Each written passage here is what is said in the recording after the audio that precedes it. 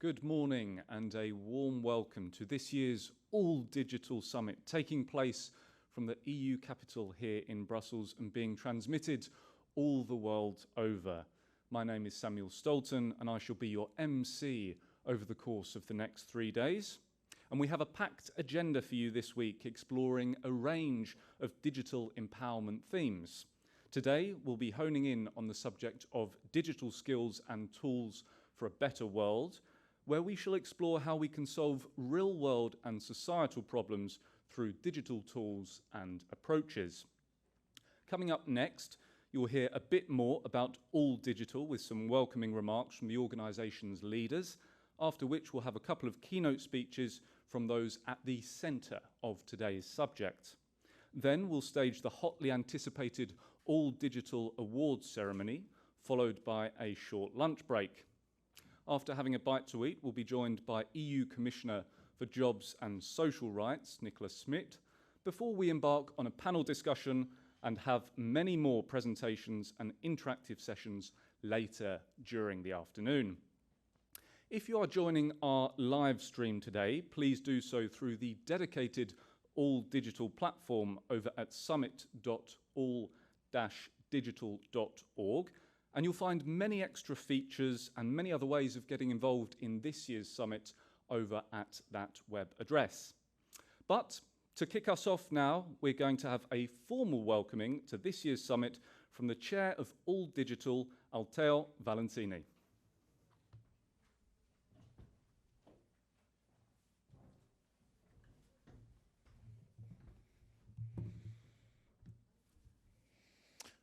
Hello everyone, and welcome to our 2021 summit here in Brussels and actually all over Europe. Welcome to our members, welcome to the members of the board who are here present today in Brussels with us. I'm Altheo Valentini. I have the pleasure to welcome you today for the first time as chair of the board of All Digital. These 3 days we will focus on a very special topic, how digital skills and tools can improve our societies. There will be a lot of interesting presentations, workshops, panels, and hands-on activities to understand how we can drive and shape digital transformation in order to impact on our societies and solve some big societal problems. All Digital is a vibrant community of passionate people, including professionals, volunteers, facilitators, who every day work to promote digital skills, to increase the skills of those who are living within the society, who are looking for a job, or even who are trying to improve the overall community with the innovation that digital transformation can bring in.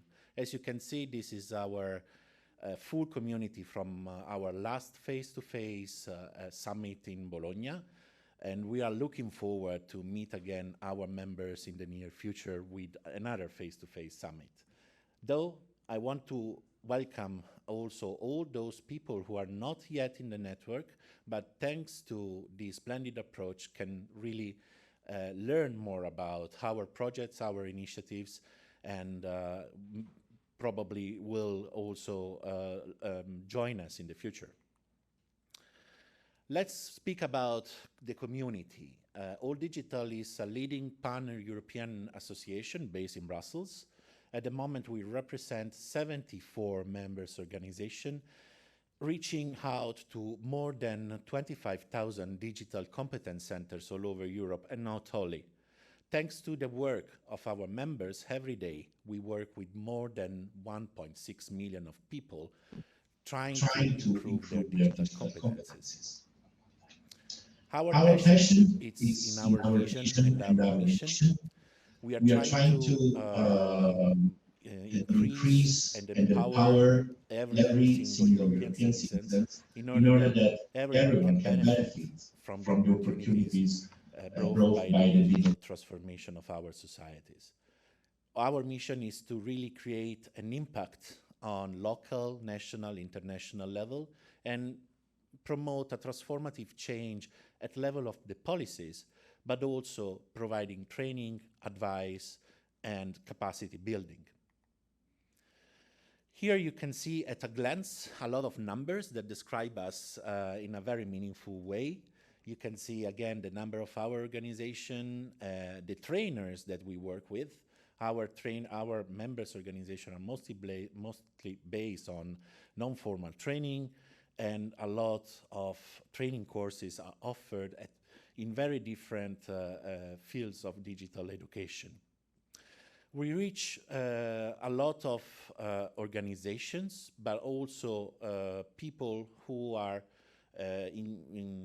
engaged in digital education in different ways. And we do this through our Unite IT platform, which is available online. All Digital Week and digital competence centers, projects, community of practice are all channels that you can join nowadays, and you can contribute to the digital transformation of our society. But we were speaking about capacity building. This is really what we focus on, and we do it in many different ways. I was mentioning the Unite IT platform, but I want also to focus on the two community of practices that we are now leading. One focus on the digital competence framework for digital skills of European citizens that we are co-leading with the JRC, and also another important community of practice focusing on competencies certification. We are also joining several international networks and working groups. Just let me mention the Lifelong Learning Platform, the European Internet Forum, IT Professionalism Europe, and the European Association of Vocational Training Organizations. Also, we have the pleasure to contribute to the efforts of the Digital Education, Learning, Teaching, and Assessment Working Group of the European Commission in providing innovation at policy level in the field of digital education. With our members, we also work every day and discuss within clusters, trying to provide innovation and best practices in 4 different fields: basic digital skills and media literacy, advanced digital skills, coding, including also STEAM education and artificial intelligence, and digital cultural heritage. About capacity building, we are also, sorry about that.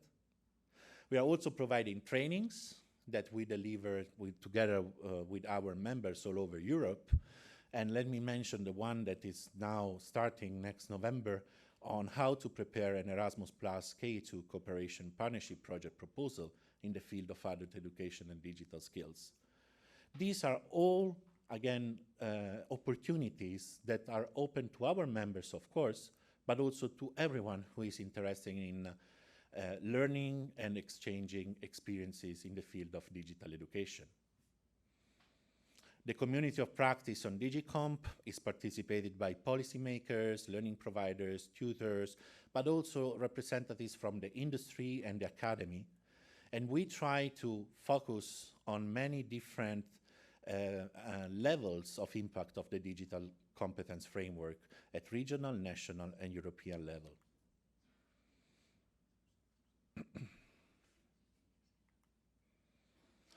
Of course, capacity building is just one of the transversal areas that we focus on. And together with advocacy, we try to represent our members towards the European authorities, increase visibility, also enhancing their credibility at national level. And within the field of research and innovation, we facilitate understanding of digital transformation and education trends, focusing on how this can be applied at work of our members' organization.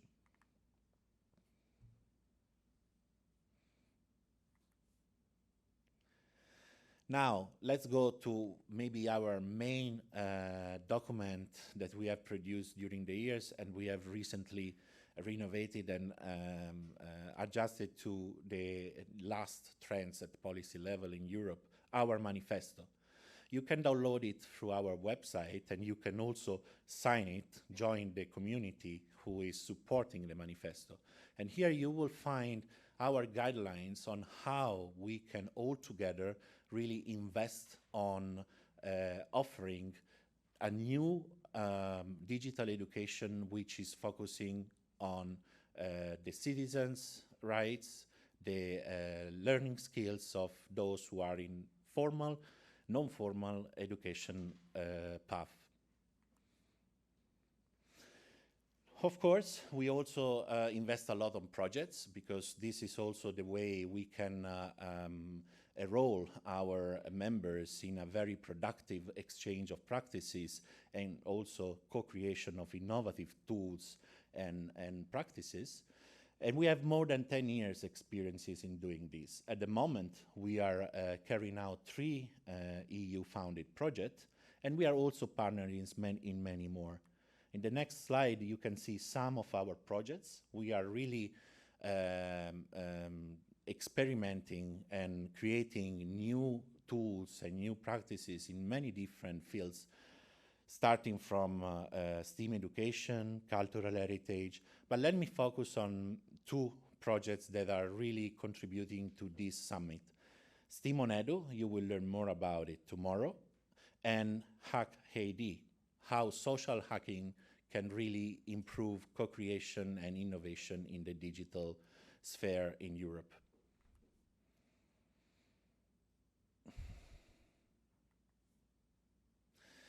Why projects are important to us? Because thanks to projects, we can contribute to creating and offering innovative tools also at a wider scale.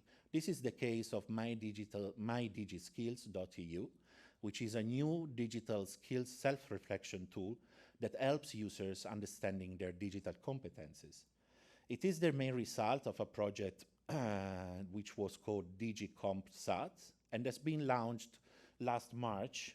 Now it's also available in many different languages. Using this tool, every citizen can self-reflect and self-assess his or her competence level up to the 6 proficiency levels of DigiComp 2.1. Thanks to project, we also carry out initiatives. This is probably our most important initiative that takes place all over Europe in March, the All Digital Week. And we like to promote it as our annual digital empowerment campaign. It is, of course, addressed to our members, but it's also open to anyone who wants to share practices, experiences, good examples of how digital education can contribute to innovate our societies. So I invite you to follow us through the different channels that I have presented, but mostly for those who want to get in contact, stay tuned, because during the summit we will say more about the All Digital Week. Let me conclude then this presentation wishing you a very productive program for the next days, and we will meet again during the days. I really hope that you will manage to also get in contact with all those who are connected through the platform, and have a very nice summit. Thank you very much.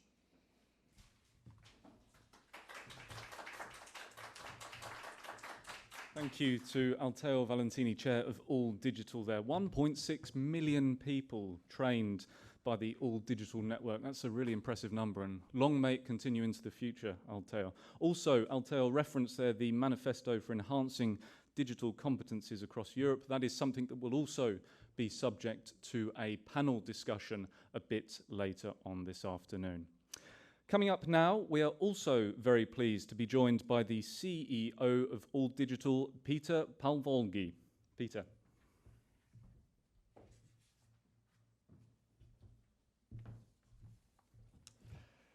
Thank you, Samuel, and welcome everyone. My name is Peter Palvolgyi, CEO of All Digital, and similarly to Altheo Valentini, This is also my first opportunity to open a O Digital Summit, which is an annual meeting point of our member organizations and stakeholders, networks of digital competence centers that empower citizens across Europe for digital transformation. And it's also an opportunity for digital inclusion, digital education and digital inclusion sector to present their achievements and exchange ideas at the European level. The O Digital Summit is an annual event that we had every year around October. And the first summit was organized in 2008 in Riga. And then after every year, we moved to another European city.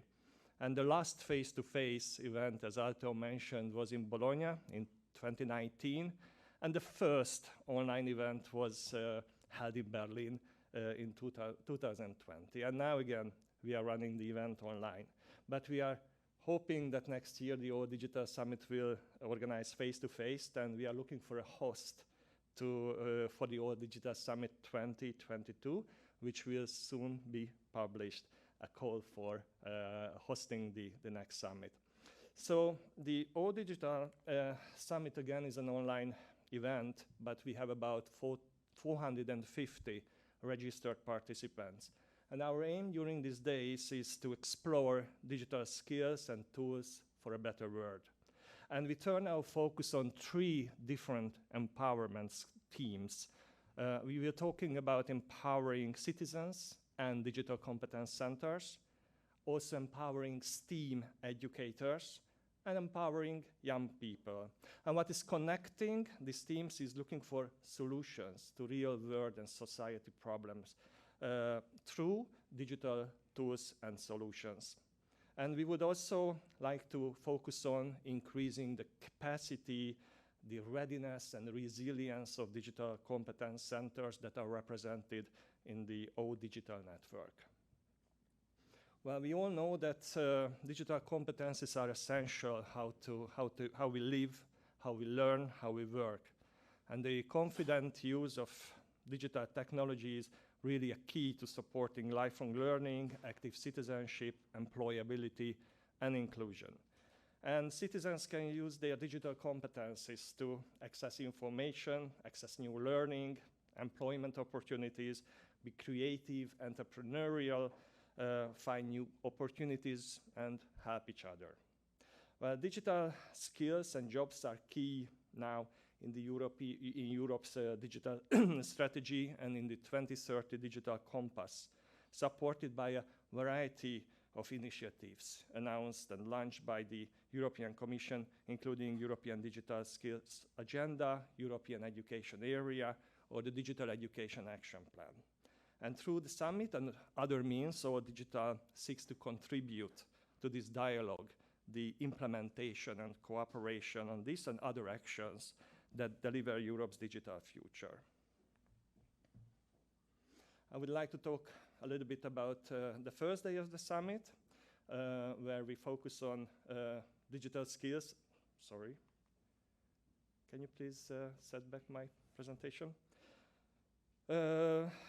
We invited inspiring keynote speakers, and we are very pleased that and very honored that European Commissioner for Jobs and Social Rights, Nicolas Schmit, has accepted our invitation, and he will talk about digital skills as an investment in the future. And we are equally honored that Antoaneta, Angelova-Krasteva, has also accepted our invitation. She is the Director for Innovation, Digital Education and International Cooperation from DG AC, and we are happy that you are joining us today. She will highlight the Digital Education Action Plan and how it supports digital skills and high-quality, inclusive digital education. Another keynote speaker, Dr. Giannoumis from Oslo Metropolitan University, will explain us why universal design solves problems that they didn't even know they exist. And this morning, as Samuel mentioned, we will have the O Digital Awards ceremony. Every year, we celebrate individuals and organizations in our network who enable citizens to enrich their lives enrich their lives through the benefits and opportunities by digital transformation.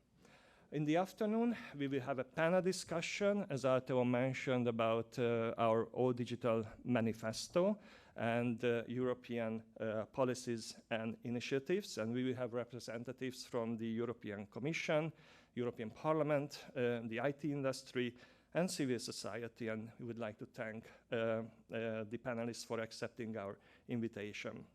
The panel will be followed by several presentations, lightning talks, informative sessions, highlighting innovative digital tools, platforms, and projects. And we will finish the day with 4 parallel workshops covering topics of media literacy and online disinformation. Also, how to empower teenagers against cybercrimes. We talk about smart skills needed in the smart cities sector. And we will also organize a workshop on the update and validation of the digital competence framework towards a 2.2 version. And we would like to encourage you and warmly welcome you to join us on the 2nd and the 3rd day of the summit, on Thursday and Friday. Tomorrow, we are going to focus on STEAM education through the final event of the STEAMonEdu project. And we will discuss increasing the adoption and impact of STEAM education by investing in a community of stakeholders and the professional development of STEAM educators. And tomorrow we will also have an award ceremony, and we can meet the winner of the STEAMonEdu photo contest award. On Friday, the day will be devoted to the social Hackademy project. And we will learn about fostering digital competencies of young people from disadvantaged backgrounds by implementing a collaborative educational activity based on the social Hackademy co-creation methodology, which gives the young people an opportunity to take on an active role in solving real-world and societal problems. And we will have another award ceremony on Friday as well. 4 national hackathon winners emerged from social hackathons will compete for the Social Hackademy Award. And finally, I would like to speak and emphasize the conference platform, which gives us, in an online setting, the possibility, the opportunity for networking and exchanging and showcasing our initiatives and activities. So I invite you to explore the platform that facilitates and enhances the experience during the summit. And it provides several networking opportunities. And you can always connect any participant and message them and organize one-on-one meetings, which is open not only during the summit period, but even beyond. And we hope that this morning you already had some speed networking sessions with other participants, and we invite you to join this session tomorrow as well. From 12 o'clock, we will have another speed networking session planned in the program. And furthermore, we encourage you to visit the online marketplace. We have plenty of products, services, initiatives already there. I think it's more than 70. So there is a great value of presentations and opportunity to learn about initiatives and each other. And you can contact the marketplace presenters. And you can always set up your own booth. And you may find a video on the platform, how to set up your virtual booth, and guidelines as well, how to use the platform. And please don't hesitate to contact us. There is an email address, summit@alldigital.org. There's a technical support which provide if you have any questions or any support you may need to have. And just as Altheo started, I would like to finish with the same picture from the last on-site summit in Bologna, and to show that there is a real community engaged with the All Digital Network, and we are really looking forward to the next opportunity to see you all face to face again. So I would like to give the floor back to Samuel to introduce our first keynote speakers, and I'm wishing you all a great All Digital Summit. Thank you very much.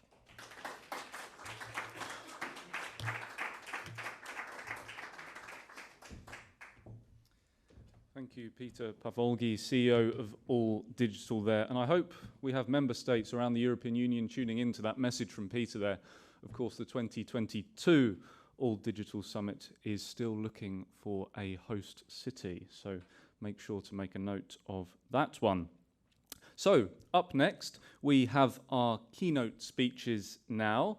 And first, we are very pleased indeed to be joined by Antoaneta Angelova-Krasteva, Director for Innovation, Digital Education and International Cooperation at the European Commission's DG for Education, Youth, Sport and Culture, who's going to tell us a bit more about the Commission's Digital Education Action Plan.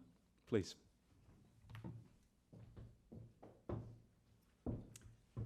Thank you, Samuel, and good morning, everyone. Good morning, ladies and gentlemen.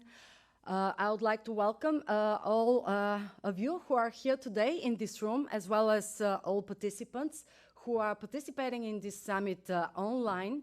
Let me start by really very warmly thanking All Digital for inviting me to your summit. This is a great opportunity to meet some of you face to face. Of course, looking forward to future opportunities to have in-person meetings with your community.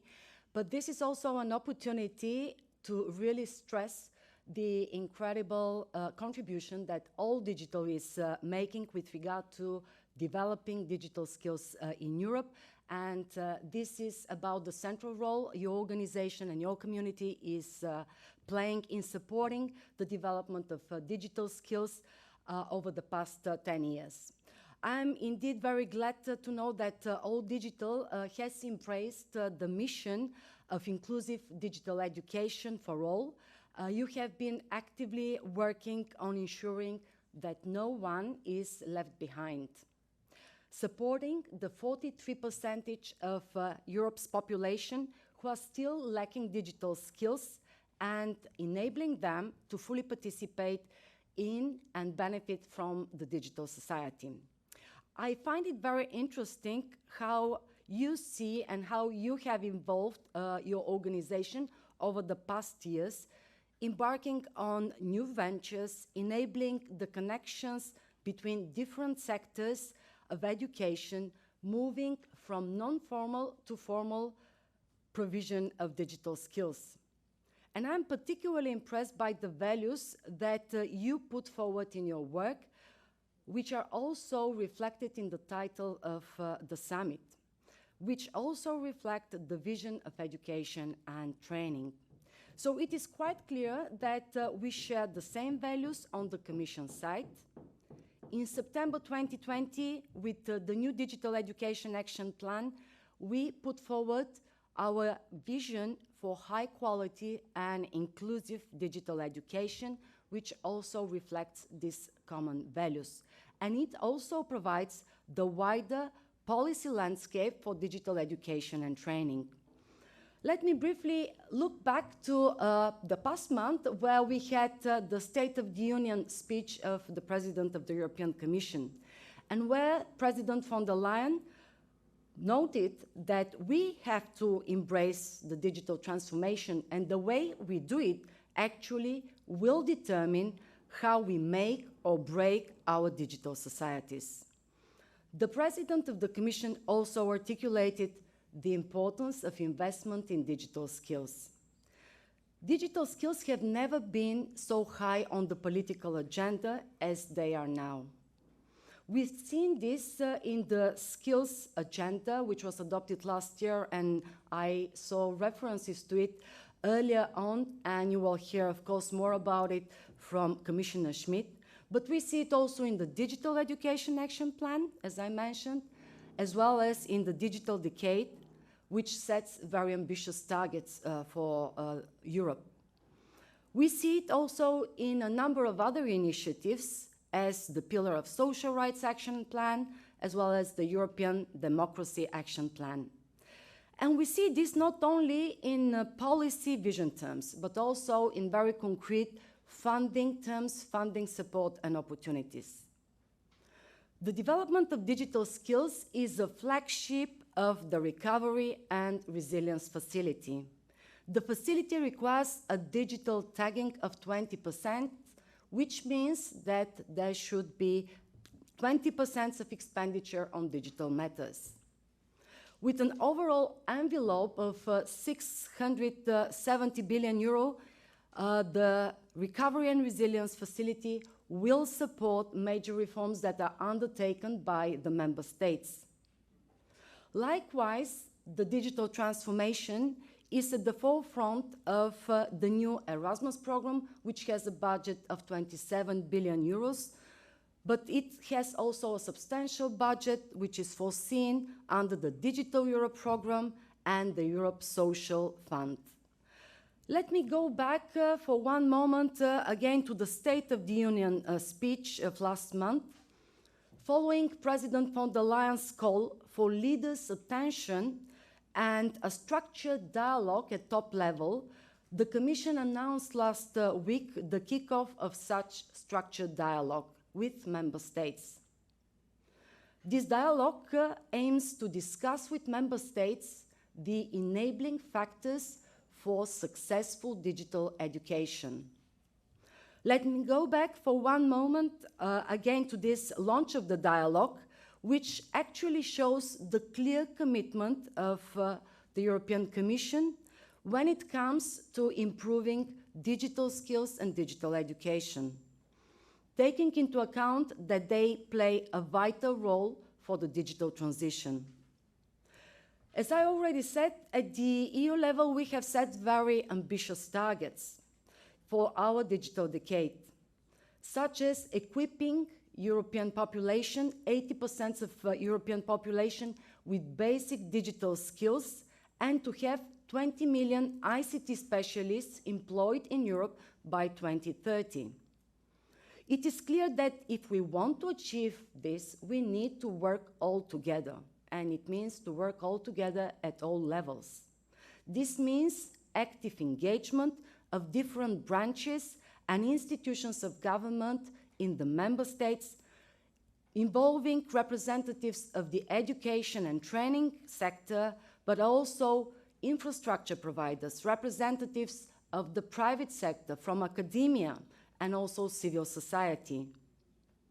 And the idea is namely to have a whole government approach to tackling digital skills, the digital skills gap, and making digital education and training indeed effective and inclusive. So based on the outcome of this dialogue, the Commission is planning to put forward concrete measures by the end of next year, namely to implement the enabling factors for digital education and digital skills. As many of you already know, the Commission was working on digital education well before the COVID-19 crisis. And it is indeed important to underline that the relevance of digital skills is not a novelty. You know it very well, as it was already mentioned, all digital has participated very actively in developing the DigComp framework that was first published in 2013. But we had our first digital education action plan still in 2018. It was primarily focused on formal education with a shorter duration of 2 years. So the political guidelines of the President of the Commission in 2019 already announced the need for a new digital education action plan. And when the crisis hit us all, we were already working on its update, although we had a different frame of mind. Then the crisis came with all the unprecedented push to distance and online learning and teaching. And we knew that this is indeed a turning point for digital education. I know that All Digital was very proactive in supporting its members but also citizens, teachers, and students with a number of online resources. Many public education centers, many private providers did something similar, showed the same reflex. There was, although for a short moment in time, a huge net of support for distance learning, for families coping with online education, for stay-at-home students. There were opportunities that arose from this crisis and an understanding that the digital could enable them.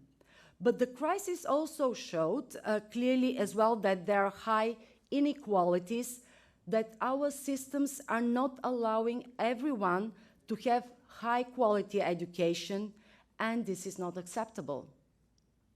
The crisis exacerbated the differences that were already there before and made them even more evident. And we are well aware, when looking at inclusion, as to what we revealed to us during the crisis: the unprecedented need for distance and online teaching and learning to be offered to all, the risk of increasing existing learning, social and digital inequalities, and the pressure on educators to suddenly change their practices. And we know what the numbers tells us. So in 2019, a fifth of young people in Europe lack basic digital skills, and furthermore, young people with low education levels are more than 3 times likely to underachieve in digital skills. 9% of young people do not have a quiet place to work at home. And we believe in inclusive education because it is only by having everyone on board we will really shape the present and the future of the Europe we want. And the Europe we want is about lowering all barriers that create inequality. And let us be clear on one point: equal opportunities need to go hand in hand with excellence. So it means that equality is about lowering barriers, not about lowering standards. And it is about to offer to everyone the best education and training. So looking now at the new Digital Education Action Plan, as I already said, it sets our ambitious vision for inclusive and high-quality digital education.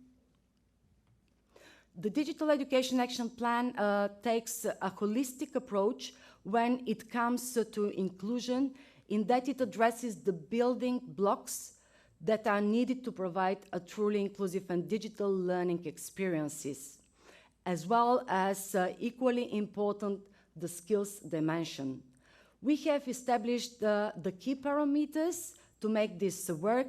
The first one, which refers to having in place the whole ecosystem, which needs to be there in order to effectively transform education and training and make it fit for the digital age.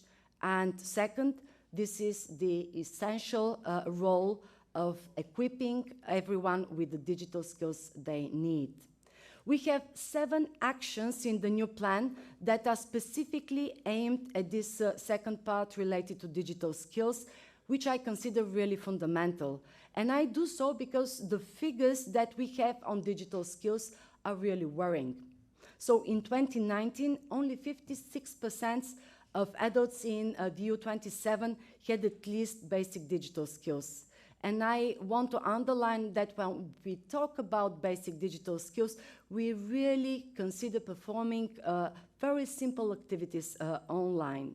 So if you consider this, the situation is really very distressing. Since 2015, this share has increased by only 2 percentage points, from 54 to 56. Yet we know that everyone now during the crisis is going online. We had this percentage before the crisis of 90%. You can imagine now during the crisis the number of people who are online. And we can understand how important it is to make sure that people are really equipped with the digital skills. in order to effectively use the digital opportunities and tools. So digital skills are not limited, however, only to learning about tools and technologies. It is about much more. They require the critical thinking skills in order to exercise judgment, to analyze complex realities, and ultimately to recognize the differences between fiction, opinion, and fact. An emerging problem in digital societies are fake news, and I think that this is indeed one of the topics that will be discussed during the summit. But let me give you again some figures. More than 8 in 10 respondents think that the existence of fake news is a problem in their country and for democracy in general. Daily, 37% of Europeans come across news that they believe they misrepresent the reality and they even consider false. And we see that adults are more prone than young people in believing in fake news. Therefore, understanding news and social media is a needed asset for citizens in a digital age. We know that the media plays a vital role in our democratic societies, not only in terms of keeping people informed, but also in shaping public opinion. It's interesting to know that in a recent representative study from Germany, we see pupils who identify the schools as the primary place where they will develop their skills to deal with fake news.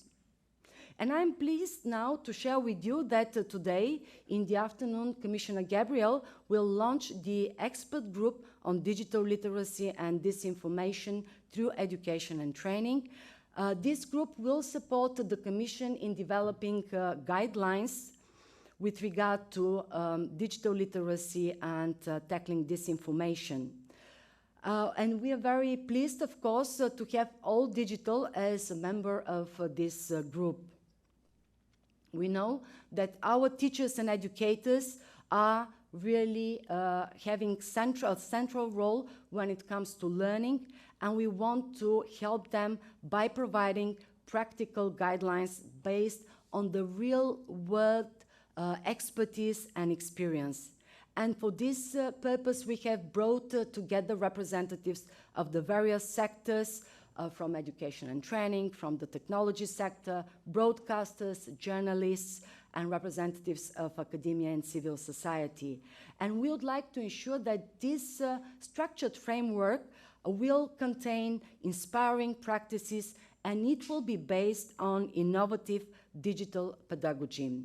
So by next autumn, teachers and educators will be able to take inspiration from these guidelines in their work when the guidelines become available across Europe. There will be another update with regard to the implementation of the action plan, which will be discussed later on in one of the workshops of the summit. And I'm referring in particular to the update of the Digicom framework, where All Digital played, as I already said, a central role, and its community has actively contributed to it. The last point that I would like to make refers to the implementation of the Digital Education Hub. So this is our think and do tank for digital education. And the work of the hub is going to be cross-sectoral, again, bringing representatives from various sectors and establishing a stakeholder dialogue. We'll see policymakers, practitioners, researchers, and other representatives of various sectors. We are planning to implement the Digital Education Hub in a progressive way, and we are starting with the first meeting of the network of national advisory services later this month.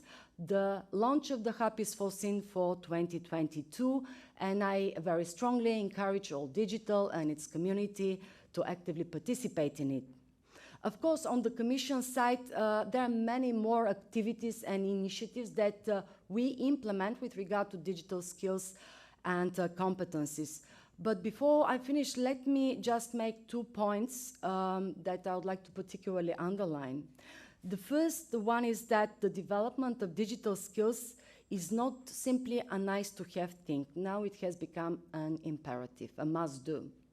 Digital technologies are there to stay, and this requires joined-up efforts of various stakeholders at all levels. And the second point is that we need digital education with a purpose. Digital education that enables and allows for excellent learning outcomes. Digital education that is inclusive, accessible, and of high quality. And our ultimate goal is to prepare European citizens for the opportunities and challenges that the digital transformation brings and help them thrive in the digital age. So let me close by actually going back to my opening remarks, namely by thanking you all for the cooperation and active engagement in achieving our common objective with regard to digital education. I know that you have a very rich and interesting agenda ahead of you in the next 3 days, so I would like to very warmly wish you fruitful and constructive discussions, a lot of inspiring talks as well. Thank you very much.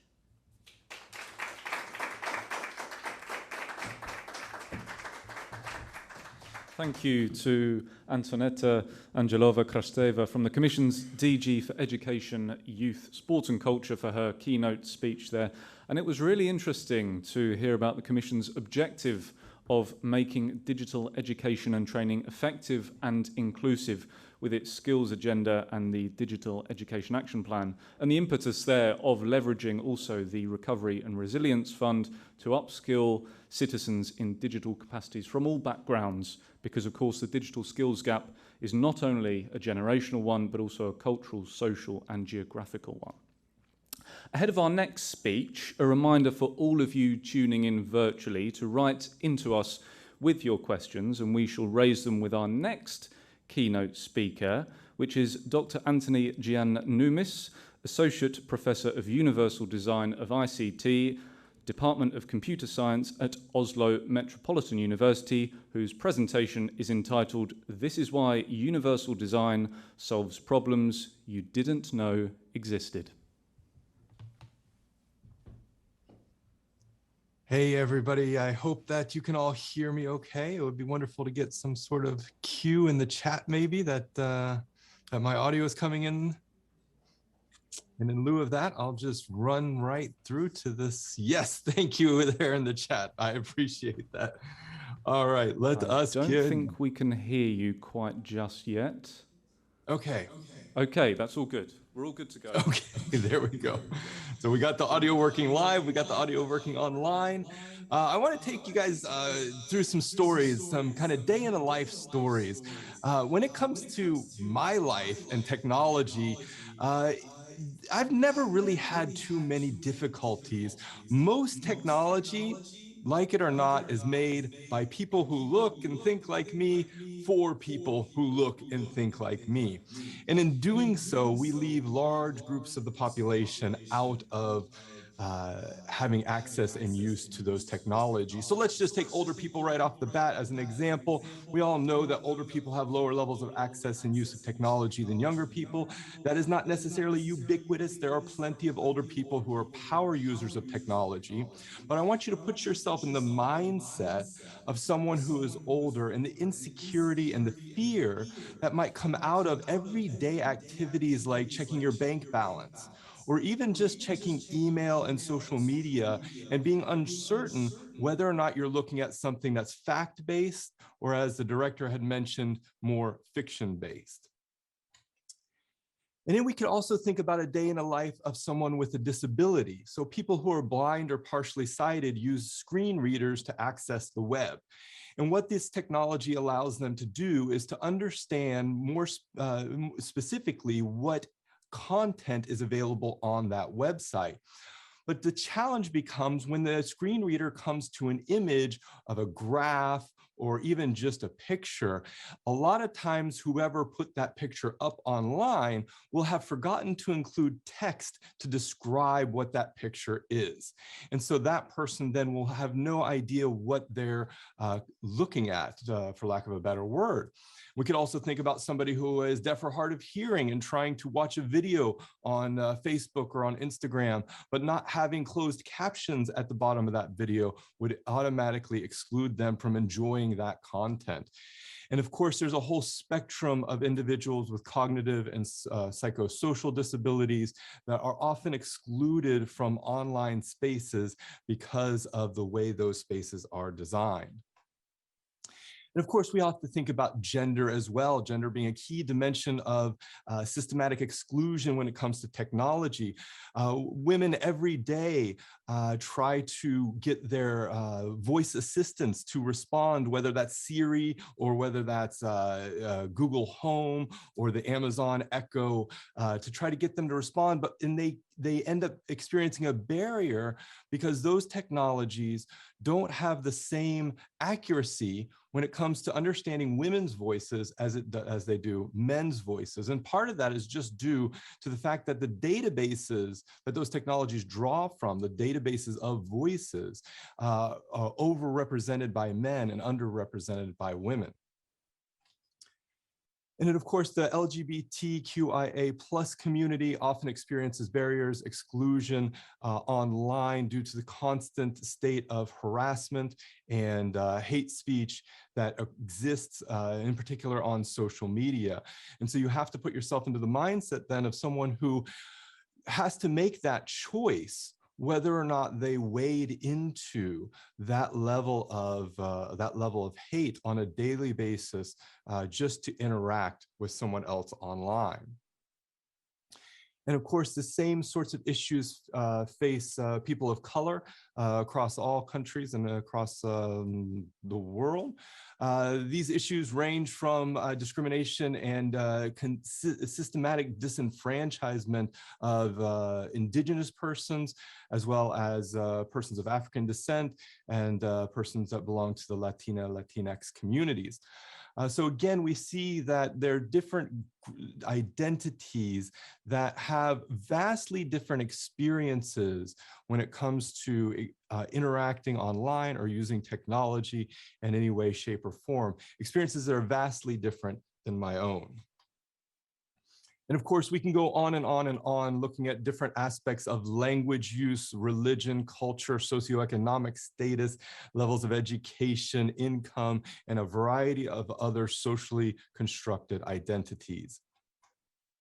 What all of this comes down to is that we live in a segregated society, a two-tier society, a society where people like me have easy access and use of technology, and where people who have identities that are marginalized or disadvantaged or discriminated against experience barriers when it comes to accessing and using those same technologies.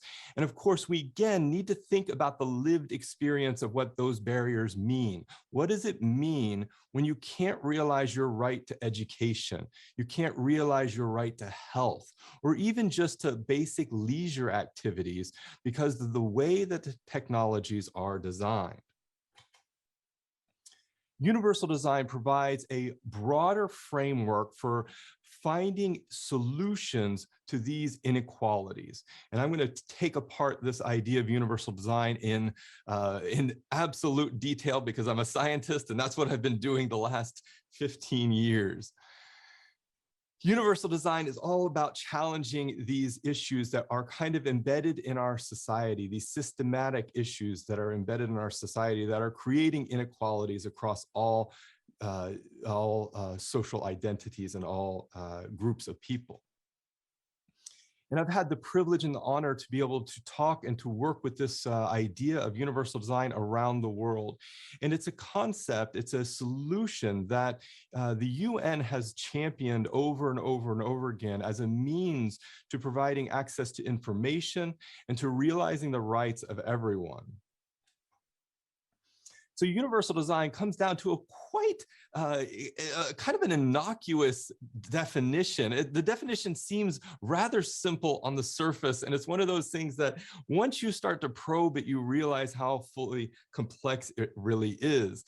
So the definition just comes down to the design of, and in this case, I'm going to say anything, because I know a lot of you deal with education and pedagogy.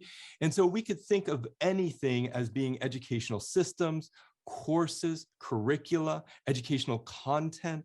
We can think of anything in a broad frame of reference. So the design of anything to be usable by all people. And there's three key words here that I want us to take apart and think about in more detail. The first is that word design.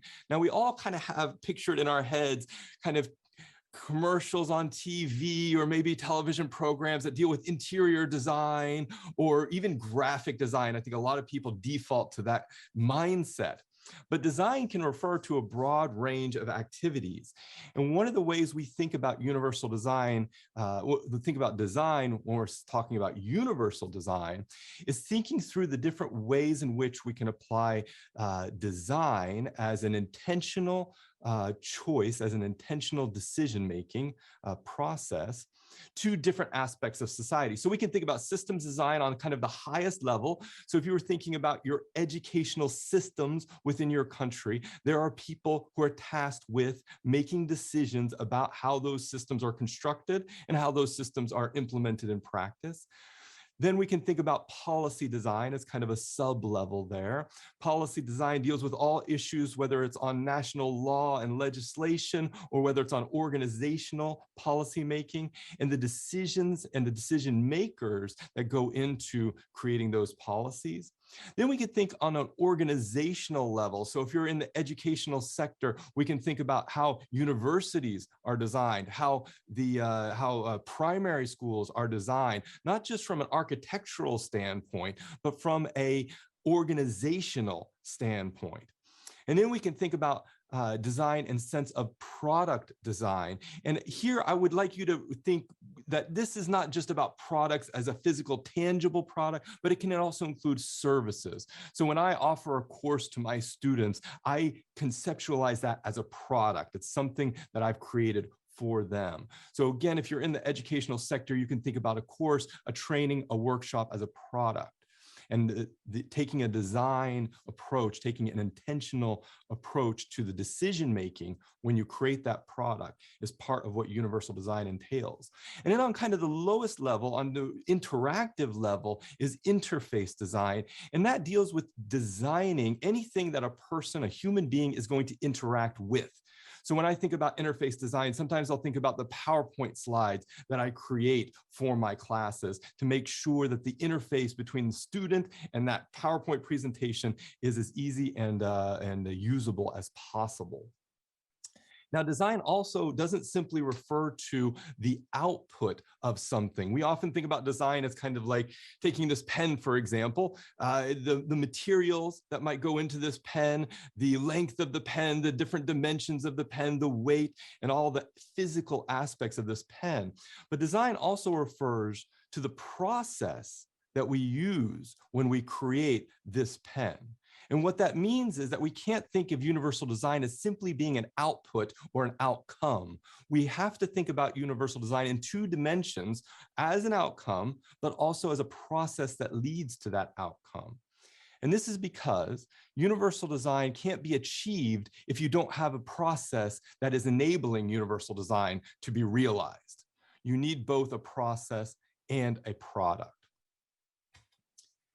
Now let's look at this term usable. Usable kind of also has some inherent meaning for us. We talk about usability a lot when we're using technology. We might say that, oh, that website's not very usable, or this piece of software that my company makes me use is not very user-friendly. That's the other term that people throw around a lot.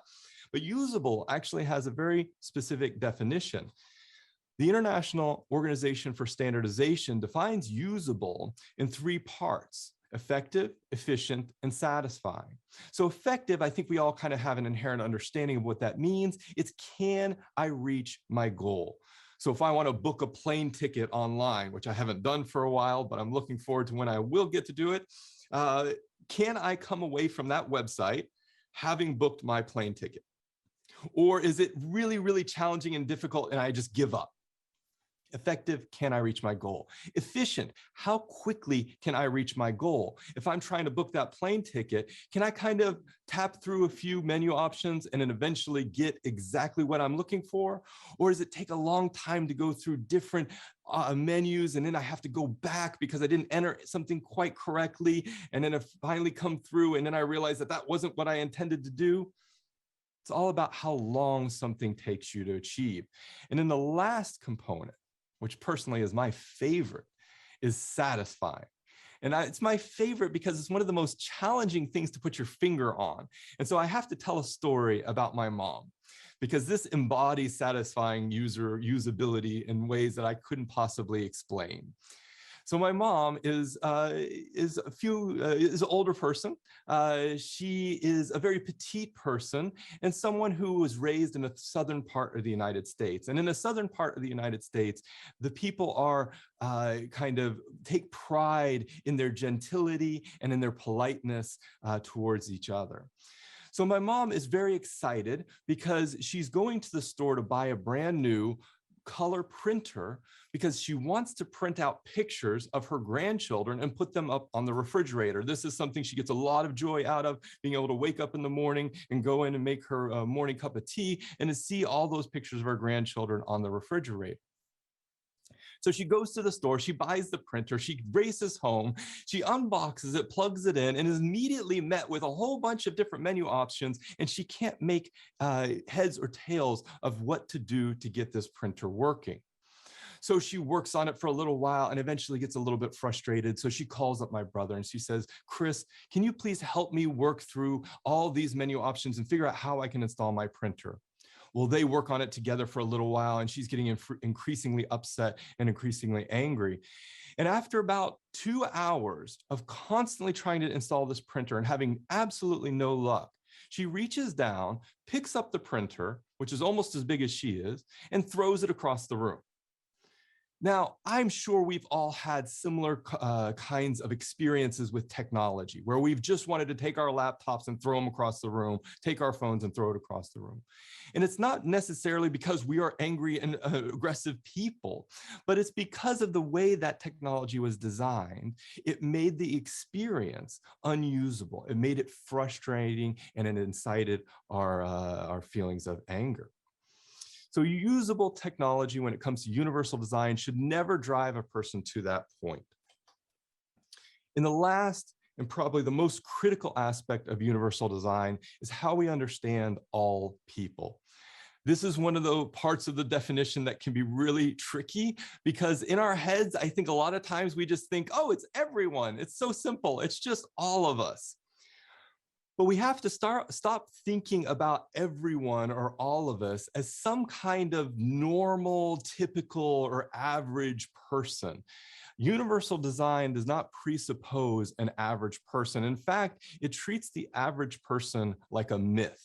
And there's plenty of science that backs this up. A lot of it comes out of the United States in the 1960s, where they did a study on Air Force pilots. And what they wanted to do was redesign the airplanes in the US Air Force in order for it to be usable by as many people in the Air Force as possible.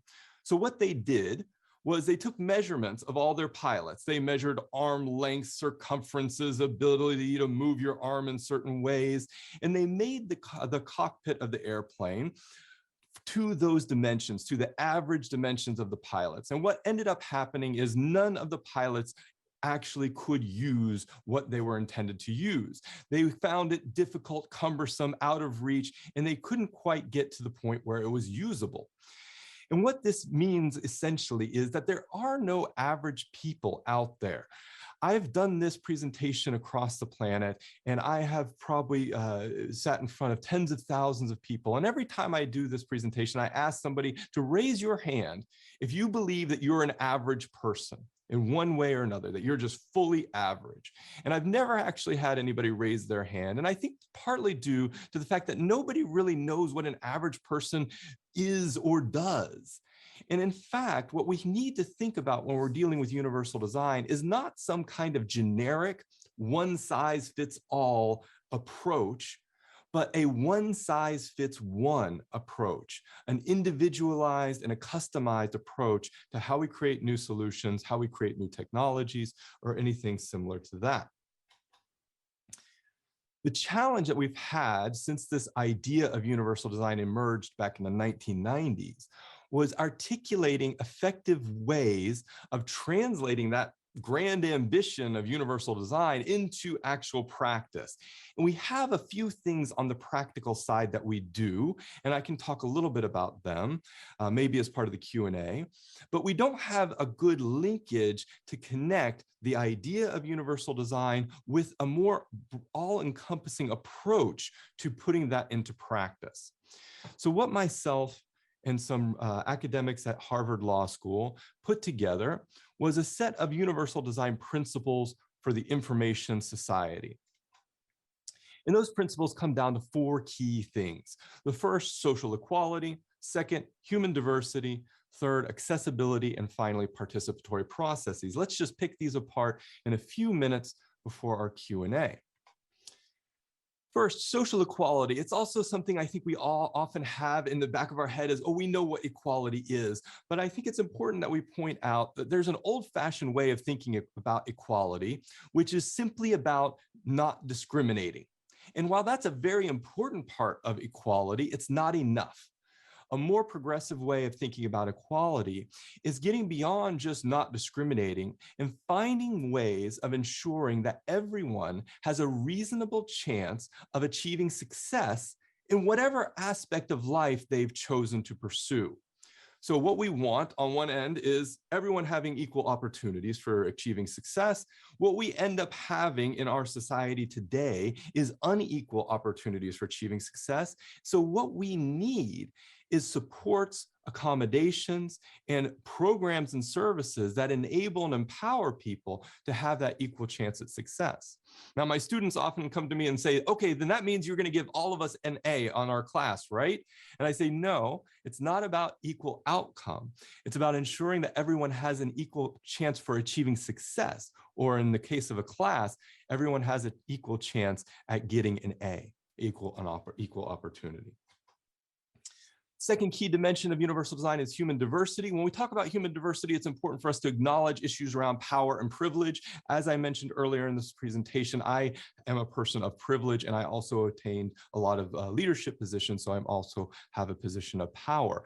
And throughout my life, I've often thought that it's the setting, if we could think about it as like a video game setting, is more or less on easy. I've experienced challenges and problems in my life. I won't say that, it's been completely smooth sailing, but it's more or less been on easy. The challenges that I've faced, I've been able to overcome. But then if we look at different marginalized groups and we look at issues of social disadvantage, we realize that for a lot of people, life's set on medium, that they have to overcome those barriers that society has created that relate to their identities. So we can go back to what we talked about earlier in the presentation on issues around aging, gender, disability, sexual orientation, and things like that. Now, if we want to take this a little bit further, we can think about what it is to experience life on hard mode, if we could think about it again in video game terms.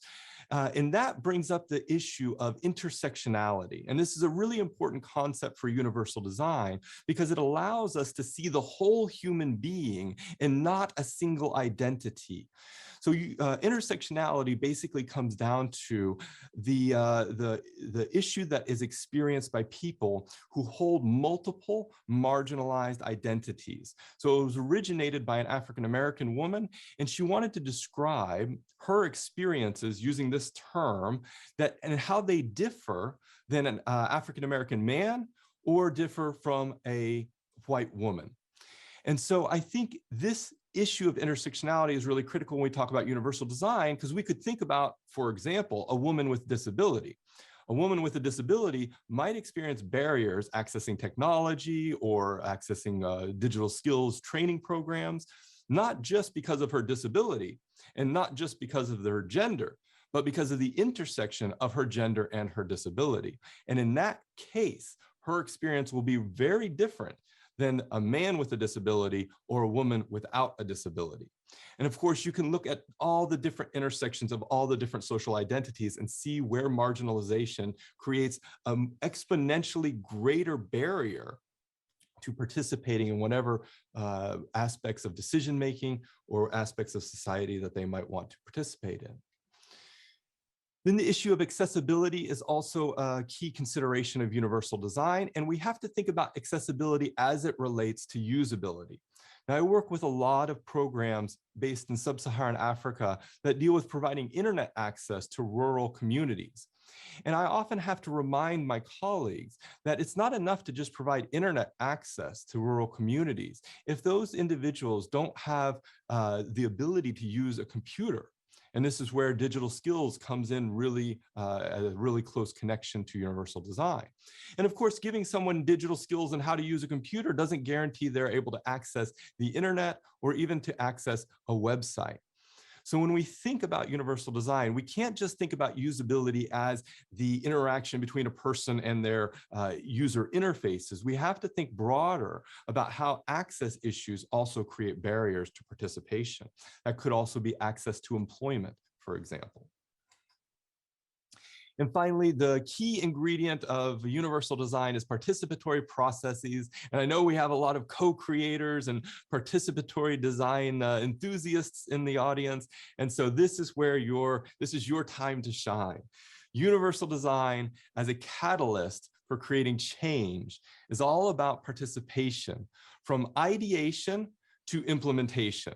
And that spans the entire scope of what it is to create something new. So if you're creating a new digital skills course and you're doing it in the isolation of your offices and you're surrounded by your team, and maybe even your team looks and thinks a lot like you do, then you're not approaching this in a universally designed way. When we talk about participation, we're really looking at bringing in marginalized groups of people into the design process from the time that you conceptualize your new solution all the way down until when you've put it into practice.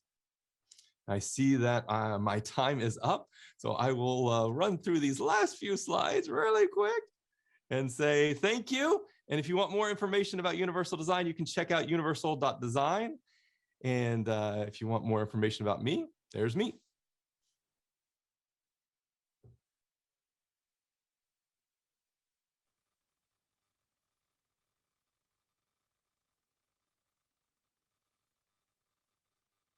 Metropolitan University, and I have to say there were some very relatable anecdotes there. Personally, I have had many a stressful moment with a number of printers actually throughout my own life, so I can definitely relate to the anecdote there, Anthony. We've got enough time, I think, for one question that's come through from the audience here. And I'm here. Anthony, you outlined the importance of universal design in designing tools and technology. But what can providers of digital education and training learn from the principles of universal design? So I think we can just run through those 4 principles and think of it in those terms. So if we have designers who are involved in creating educational systems, products, services, what have you, having a fundamental awareness of issues around social inequality is absolutely integral. There are many, many educational programs in the world who teach people how to be good pedagogues, but don't teach people about fundamental issues of inequality. So having an awareness of inequality is number 1. Having the wherewithal to be able to identify barriers that someone might experience across the human diversity spectrum when it comes to accessing and using those services, very, very, very integral, because when we can identify and eliminate those barriers, then we're opening up access and use. Being aware of and understanding the standards, the technical standards when it comes to universal design, and being aware of how to test your products and services for universal design and accessibility is also a critical component.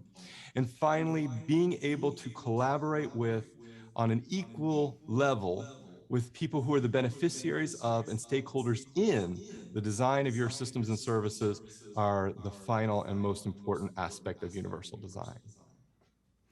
Thank you very much for your response there, Dr. Anthony Giannoumis, and to both of our keynote speakers this morning for taking the time out of their busy schedule. We're going to rapidly be moving on with the agenda of the day now to the hotly anticipated presentation of the 2021 All Digital Awards. And this year, the competition is being held for the 8th time, and the awards recognise the achievements of individuals and organisations across Europe that enable citizens to transform and enrich their lives through the benefits and opportunities created by digital technologies.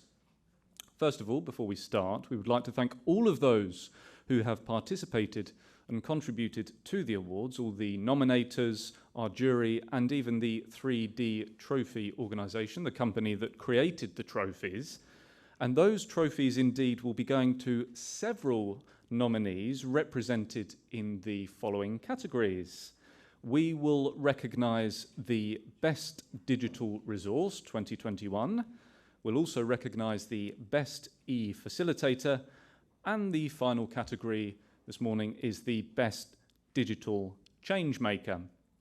A big thank you also to our jury this year, which was comprised of our advisory board members who took the time in August to assess all of the applications that came through. So, let's jump straight into the proceedings then with category number 1, Best Digital Resource. In this category, we were searching for online products for educational benefit that can improve digital skills directly or provide an organisation with a useful tool to use with customers. The tool should be free to use and sustainable beyond its development or funding period.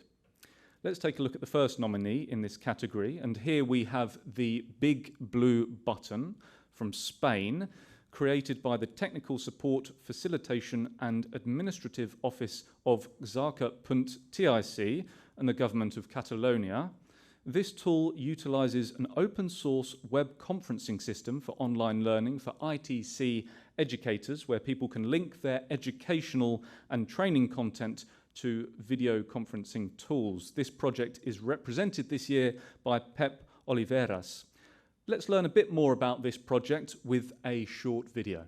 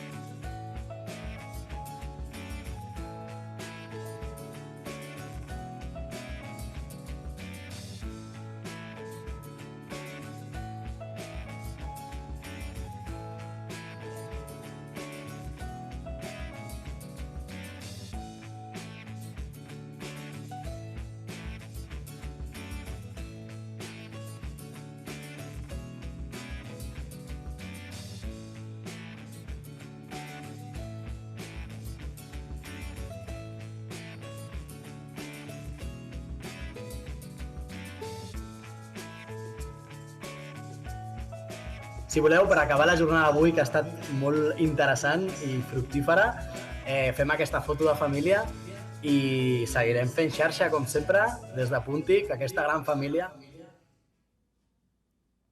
The Big Blue Button. There we go. We were even going to watch it a second time. It was that good. The Big Blue Button from Spain there. And next up, we have Digital Lockdown from Belgium being the next nominee in this category.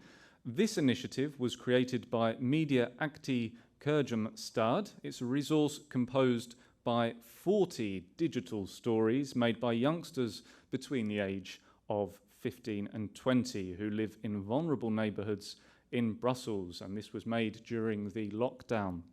Represented this year by Samuel Fuller, let's hear a bit more about this project with another video. Mijn naam is Samuel en ik ben verantwoordelijk voor het jeugdteam hier bij Max.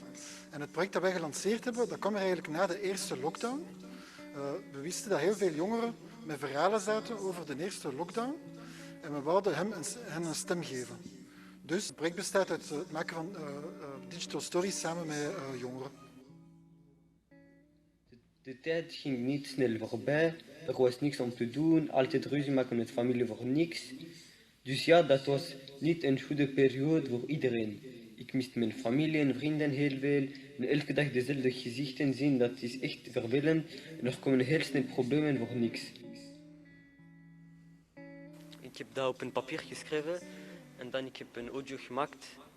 En ik heb een montage gemaakt en ik heb dat doorgestuurd.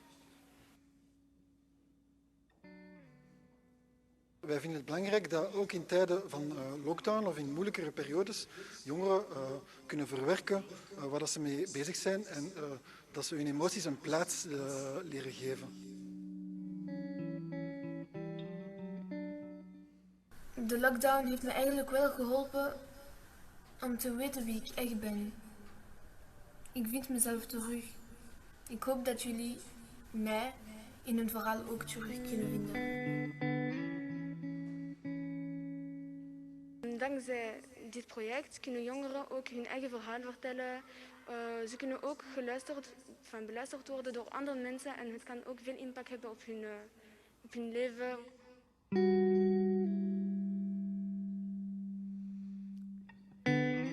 Ze houden er geen rekening mee dat we andere bezigheden hebben wanneer we thuis blijven dan wanneer we een hele dag naar school gaan. Ik bijvoorbeeld, mijn ouders werken, corona of niet. En dan blijven ik en mijn broers en zussen alleen thuis. Ik ben het oudste meisje, dus ik heb bepaalde verantwoordelijkheden. Ik moet koken en het huis opruimen en zo. Ik kan niet een hele dag achter een scherm staan en mijn dag enkel aan school besteden. We hebben beslist om een online tournament te organiseren. En daar hebben we alle jongeren die filmpjes hadden gemaakt en partners op uitgenodigd. En we hebben dan online een vergadering gepland eigenlijk. Hè. En daar hebben we die filmpjes getoond en hebben we aan de jongeren een aantal vragen gesteld over hun filmpje. Dag Manasseh, jouw filmpje was inderdaad heel oogopenend. Omwille van het feit dat wij er inderdaad bijvoorbeeld niet bij stilstaan dat sommige jongeren inderdaad alleen thuis zitten met andere kinderen. Ik vind dat echt heel goed dat we eindelijk de kans krijgen om ook onze mening te kunnen geven over zaken en zo. Mijn naam is Samuel. Digital Lockdown from Belgium there was the second nominee in this category. And the third and final nominee in the first category, we have Somos SIA from Spain, created by the Digital Agenda Department at the Government of Extremadura and ORPEX. This resource is a unique, cutting-edge digital tool designed to better understand artificial intelligence. A resource that also reviews controversial issues related to biases and ethics, and that includes a practical session with tools to better understand these technologies. This project is presented by Mónica Calurano, President of ORPEX, and Pablo Garcia Rodriguez, General Director of the Government of Andalusia. Let's take a quick look at the video.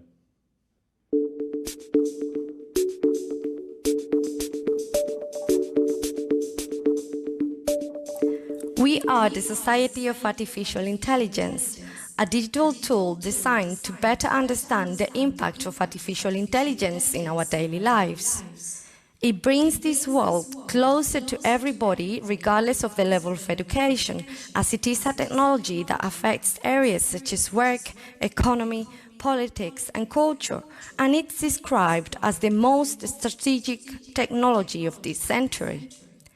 The tool takes a look at the main applications of artificial intelligence techniques, the importance of data, also personal, and how big data management is impacting all areas of life.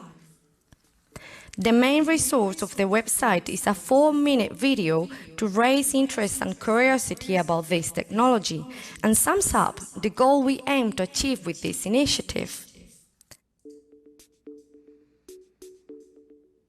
On the other hand, our website uses friendly and understandable language to simplify the complexity of this world.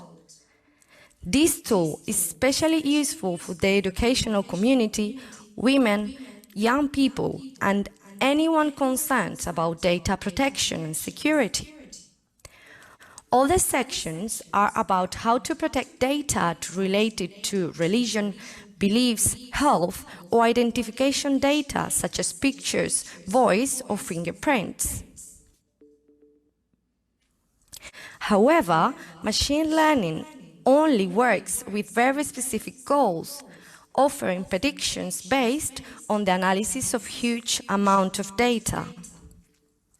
Finally, a practical section invites users to try some tools to understand how to feed machine learning algorithms or the ethical implications involved in the design of self-driving cars.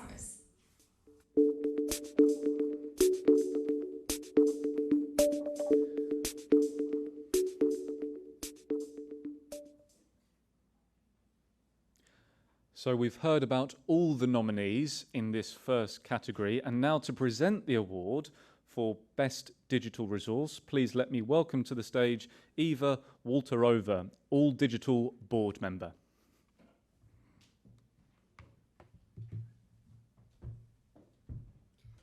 Thank you very much. Hello, good morning. It is my pleasure to announce the winner of this category. However, before I do that, I would like to thank all those who have submitted their inputs, and I think it only speaks to the high quality of our membership and the work our members and other organizations do in Europe. And please do share your resources with others, as they can be used more throughout the membership and beyond. And so the winner of this category is this year Somosia from Spain. Huge congratulations.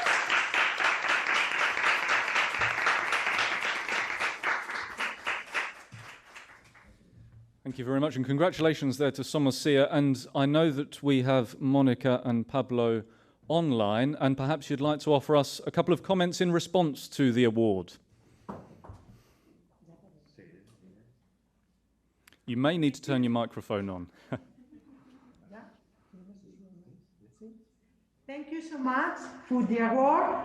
It means a lot to receive this award here in Extremadura, as we strongly believe in the organization commitment and improve digital skills in citizens, especially with the support of the general management of the digital agenda in the government of Extremadura. Many congratulations once more. And Pablo, did you want to say a few words as well? Yes, we are really happy with the award, and for us it's very, very, very important. We are fighting to improve the digital skills in Extremadura, in our region, and we have a lot of future in this field. It's important for us. Thanks a Great. lot. Wonderful. Thank you very much. Somosia there from Spain, the winners of our first award this afternoon. Let's have another round of applause. And now we move on to the second category of the All Digital Awards 2021, Best E-Facilitator. Now, e-facilitators are at the front line of digital inclusion, working directly with users and supporting them. They are tutors, they can be trainers, volunteers, assistants, who help people get rid of their fears of technologies. They bring people online and teach them the right behaviour, opening new perspectives, enabling better jobs, and enhancing their communities. Digital competence centres wouldn't have any success without their hard-working e-facilitators. Now, let's go to the first nominee in this category. And from Kaunas, Lithuania, we have Gabija Šukalskytė. And Gabija works with books and readers and conducts computer training courses live and remote. She also works with kids, students, adults, and seniors. She works in the project Connected Lithuania, an efficient, secure, and responsible Lithuanian digital community. And from 2020, Gabija will remotely train almost 1,500 participants from 120 groups from the Panje Library in Lithuania. So Gabija is our first nominee in this category. And next up in the Best E-Facilitator category, we have Lydia Santiago Lopez from Barcelona in Spain. And Lydia has a degree in computer science. She has been a trainer of all kinds of groups in various digital social innovation projects. She has mentored groups of girls, motivating them to do technology projects, and also has managed to create a community of people empowered in the use of ICT at the local level. Lydia also helps older people feel integrated and of use, teaching them how to use ICT tools to communicate or search for information. Coming up as the third nominee in this category, joining us from Ankara, Turkey, is Ulaş Nedzir. And Ulaş discovered the problems experienced by IT teachers while giving robotics and coding trainings, aimed to increase productivity in these lessons. He developed a project that supports these trainings given throughout institutions. And the educational content he designed in accordance with a pedagogical approach and based on learning outcomes subsequently supported many, many teachers and students. Now, to present the award for Best E-Facilitator, I am very pleased to welcome to the stage All Digital Board member Joel Ferrer.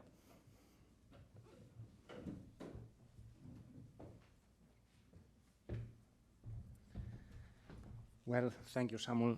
It's a pleasure and an honor for me to announce the winner because, as Samuel said, e-facilitators are at the front line of the digital inclusion working. So thank you very much to all of our network e-facilitators.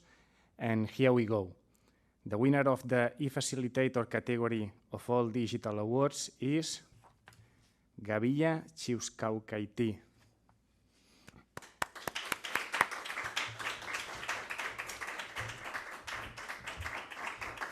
Wonderful. Many congratulations to Gabija there. She's unfortunately unable to join us, but we do have a very special video message sent to us directly from Lithuania. So let's take a look at that from Gabija.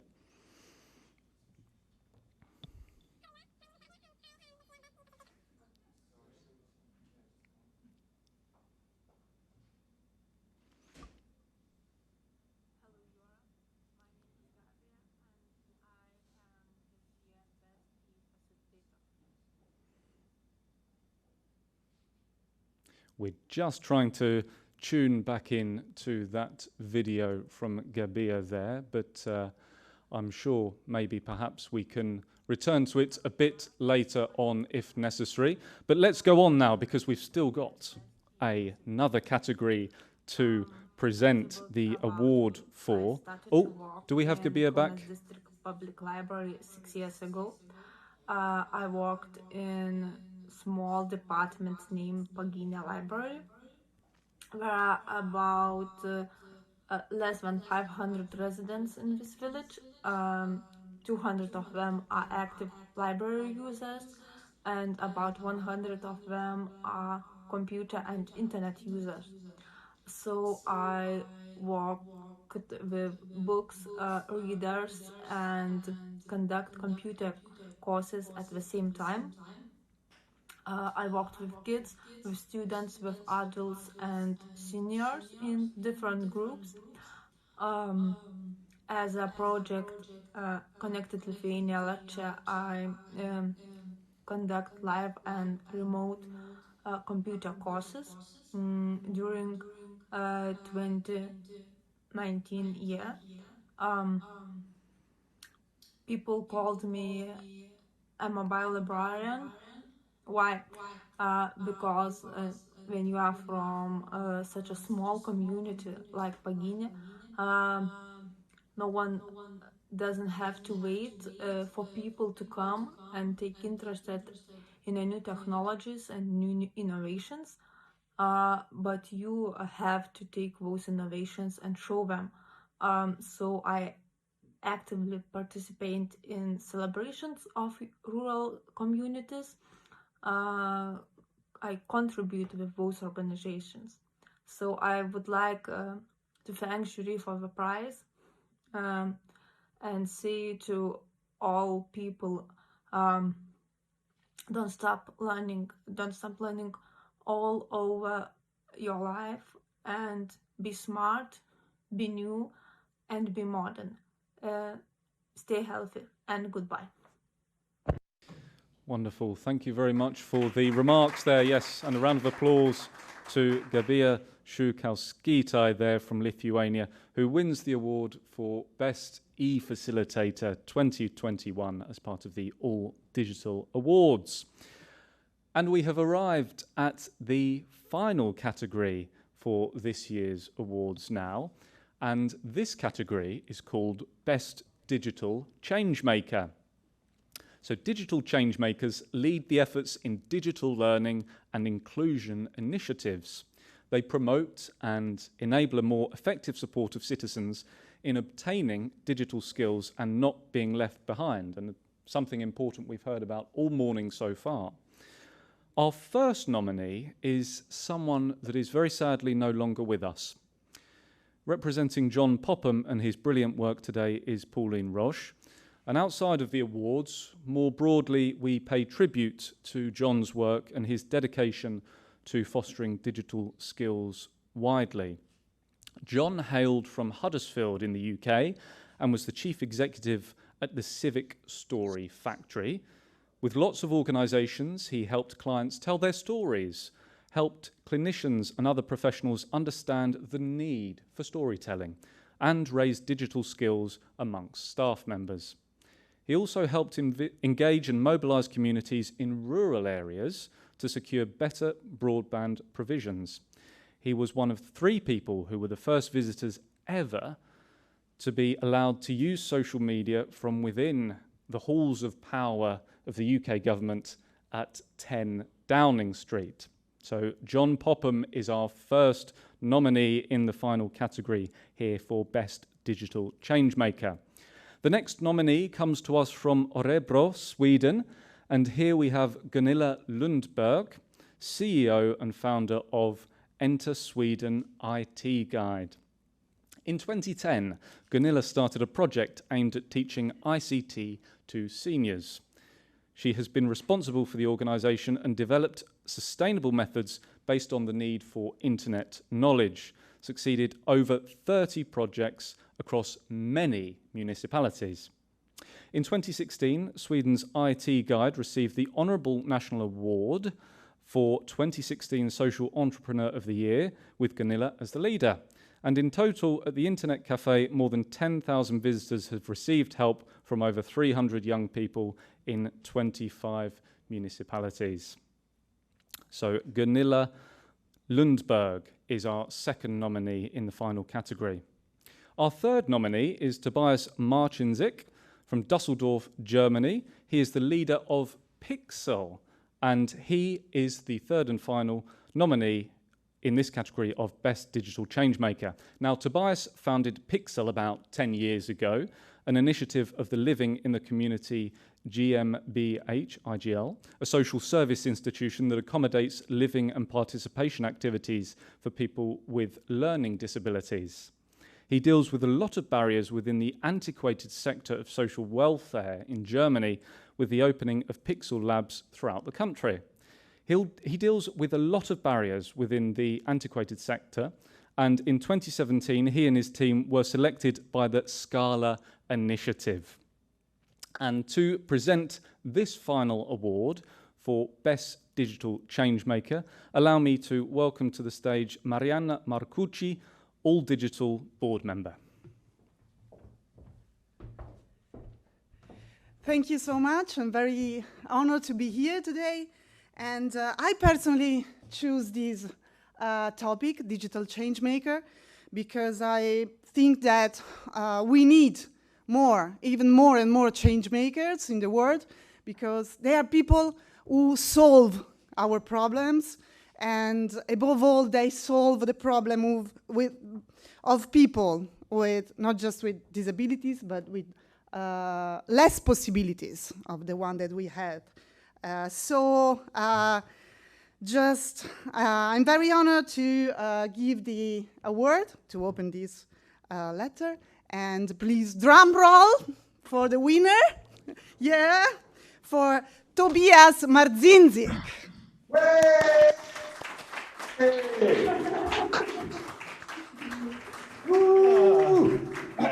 Okay.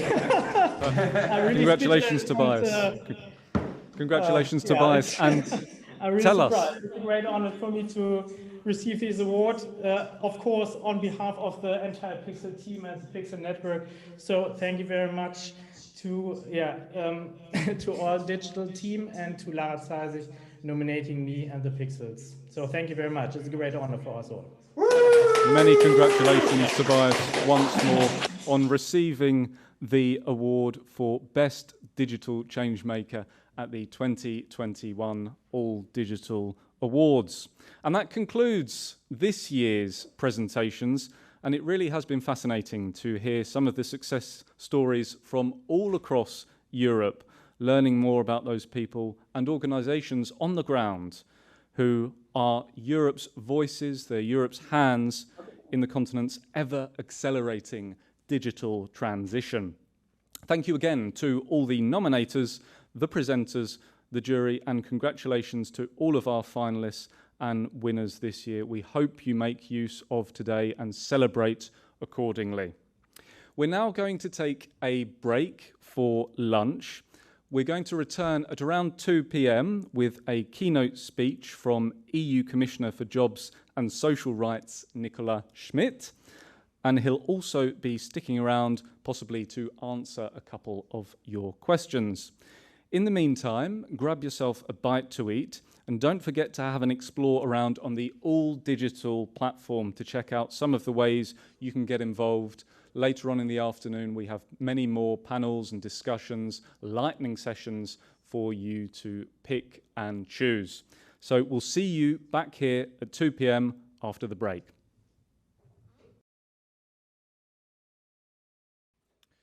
Welcome back, and I hope you'll manage to find the time to have an explore around on the online platform, and that you're feeling re-energized for the second half of our opening day here at the All Digital Summit 2021, because we'll soon have a keynote speech from Nicolas Schmit, European Commissioner for Jobs and Social Rights, which we will start shortly.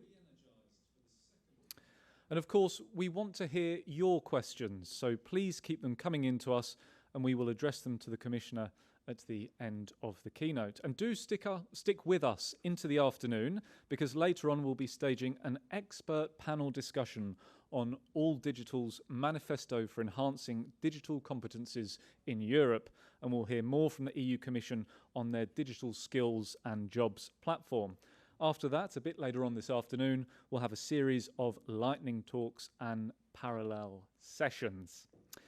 But for the time being, we have Commissioner Schmit online with us, so I shall pass the floor over to you, Commissioner.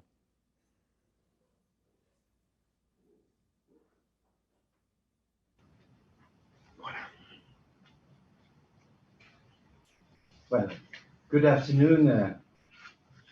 Well, it's a pleasure to be invited to your All Digital Summit 2021 and to address you on the digital challenge. Well, we know now that digital is everywhere. Over 90% of jobs now require some level of digital skills.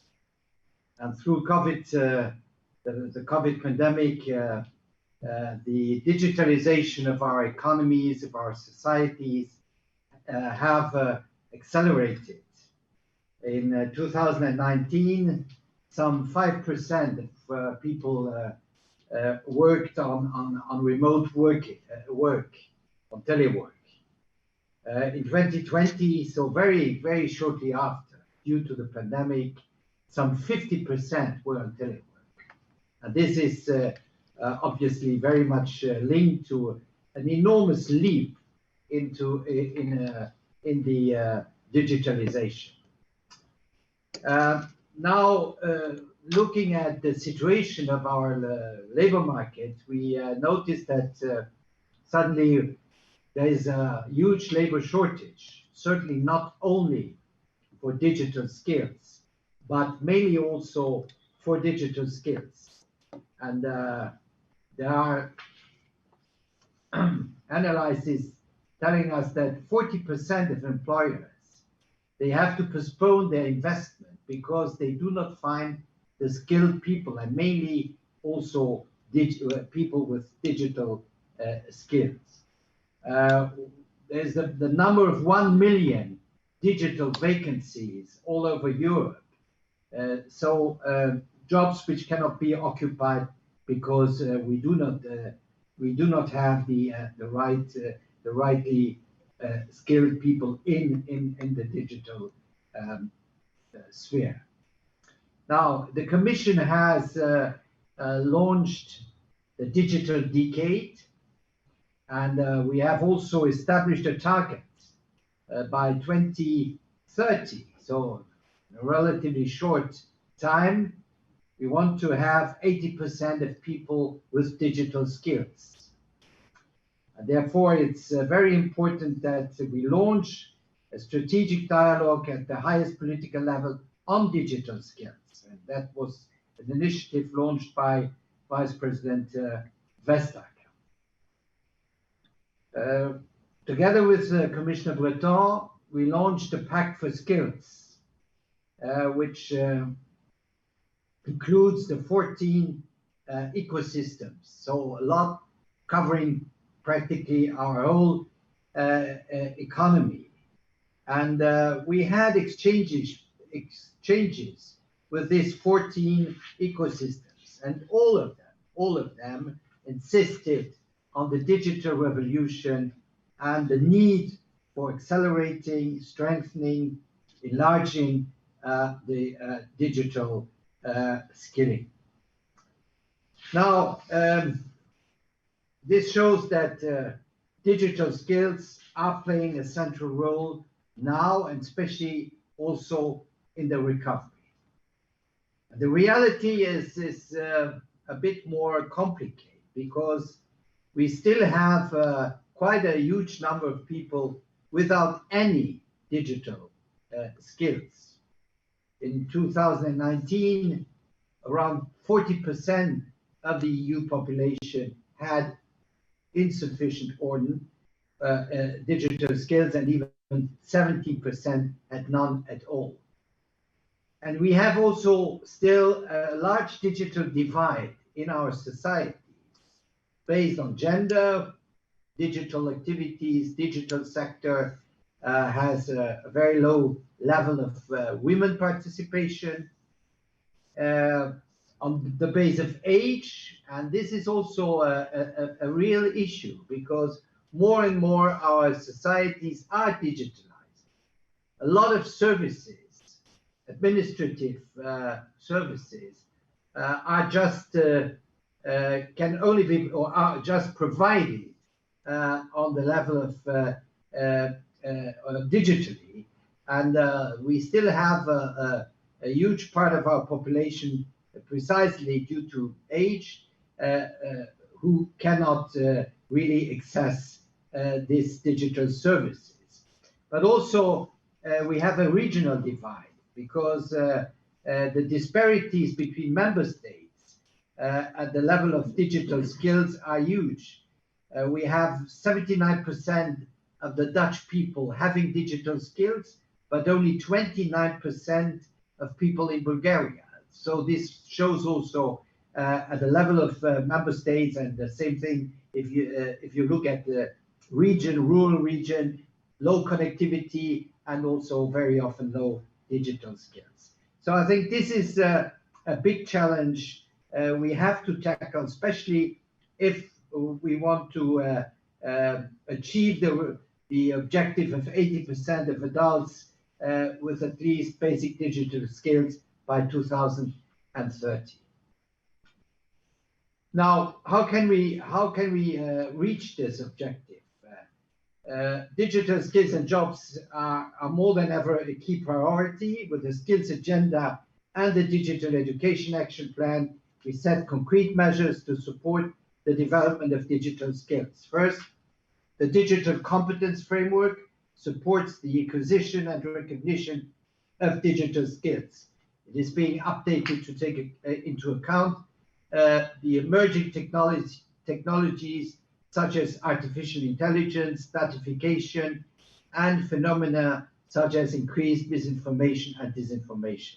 Second, another tool we are working on is the European Digital Skills Certificate, which can represent a step change in facilitating the common European-wide recognition of Europeans' digital skills levels. Thank All Digital, in particular, for support provided to the Commission around DG Comp, not least in animating the community of practice. Digital competence centers can play an important role in the digital upskilling challenge, especially since they increasingly focus on boosting digital competencies and the digital transformation of citizens.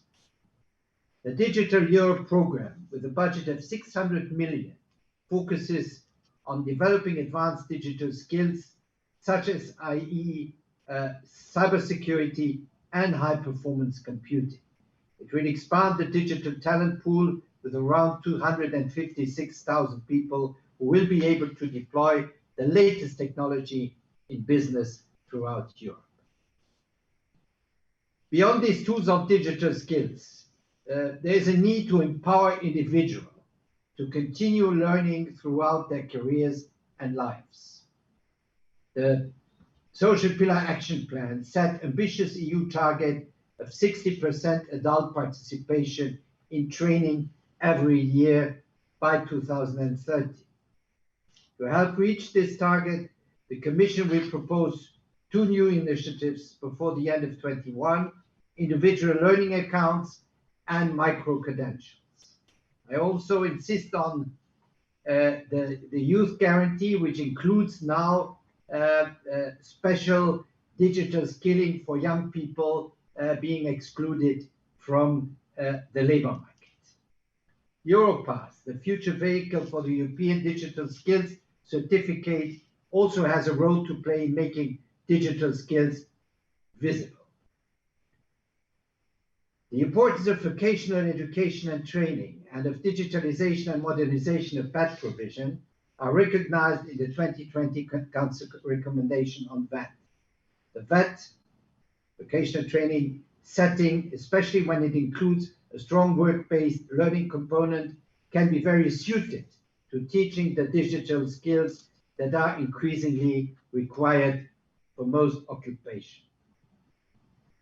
One example of how we support the digitalization of VET schools is the Selfie for Work-Based Learning tool, which will be formally launched at the Selfie Forum in October. Selfie is a self-reflection tool for schools to assess their digital readiness. The Commission has developed an additional module on work-based learning, incorporating views of in-company trainers and hence involves companies in the exercise. I also think that we have to develop new initiatives, new formulas for training people in digital skills. This week is, if I'm right, is the European Coding Week. And we see that a lot of people, as I mentioned already, have really no idea of coding, and they would like to learn it because they know that there's a strong demand for coders all over Europe.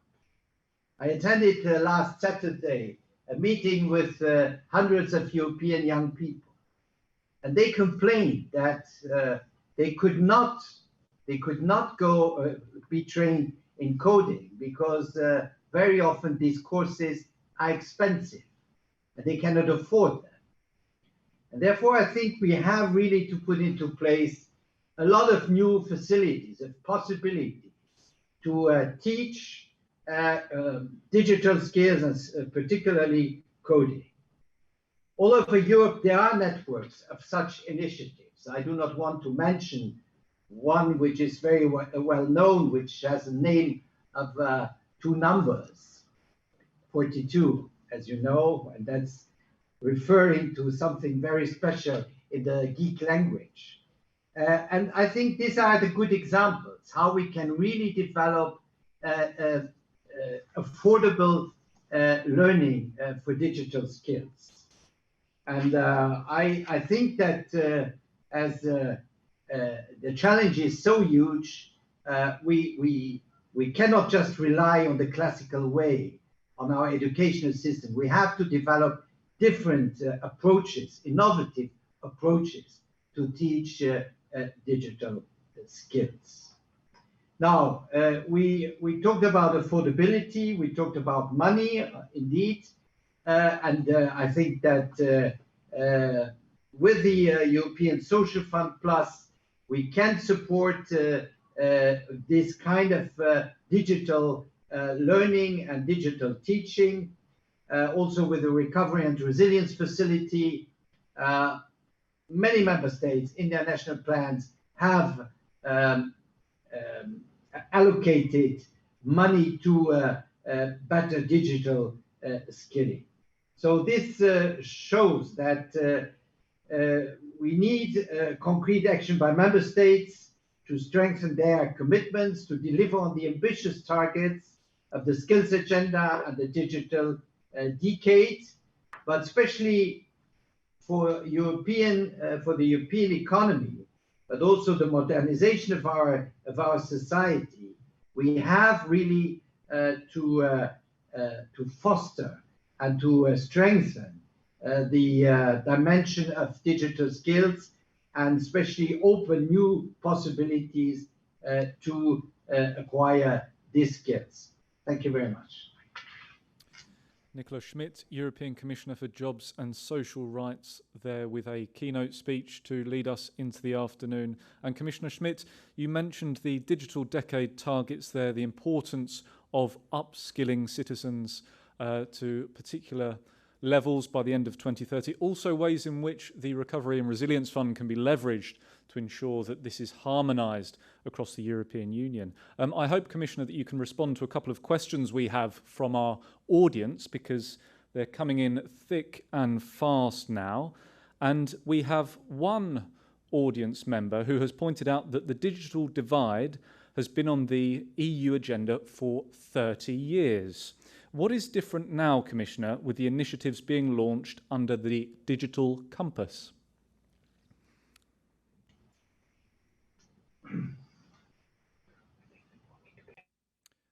Commissioner Schmit, if you would like to...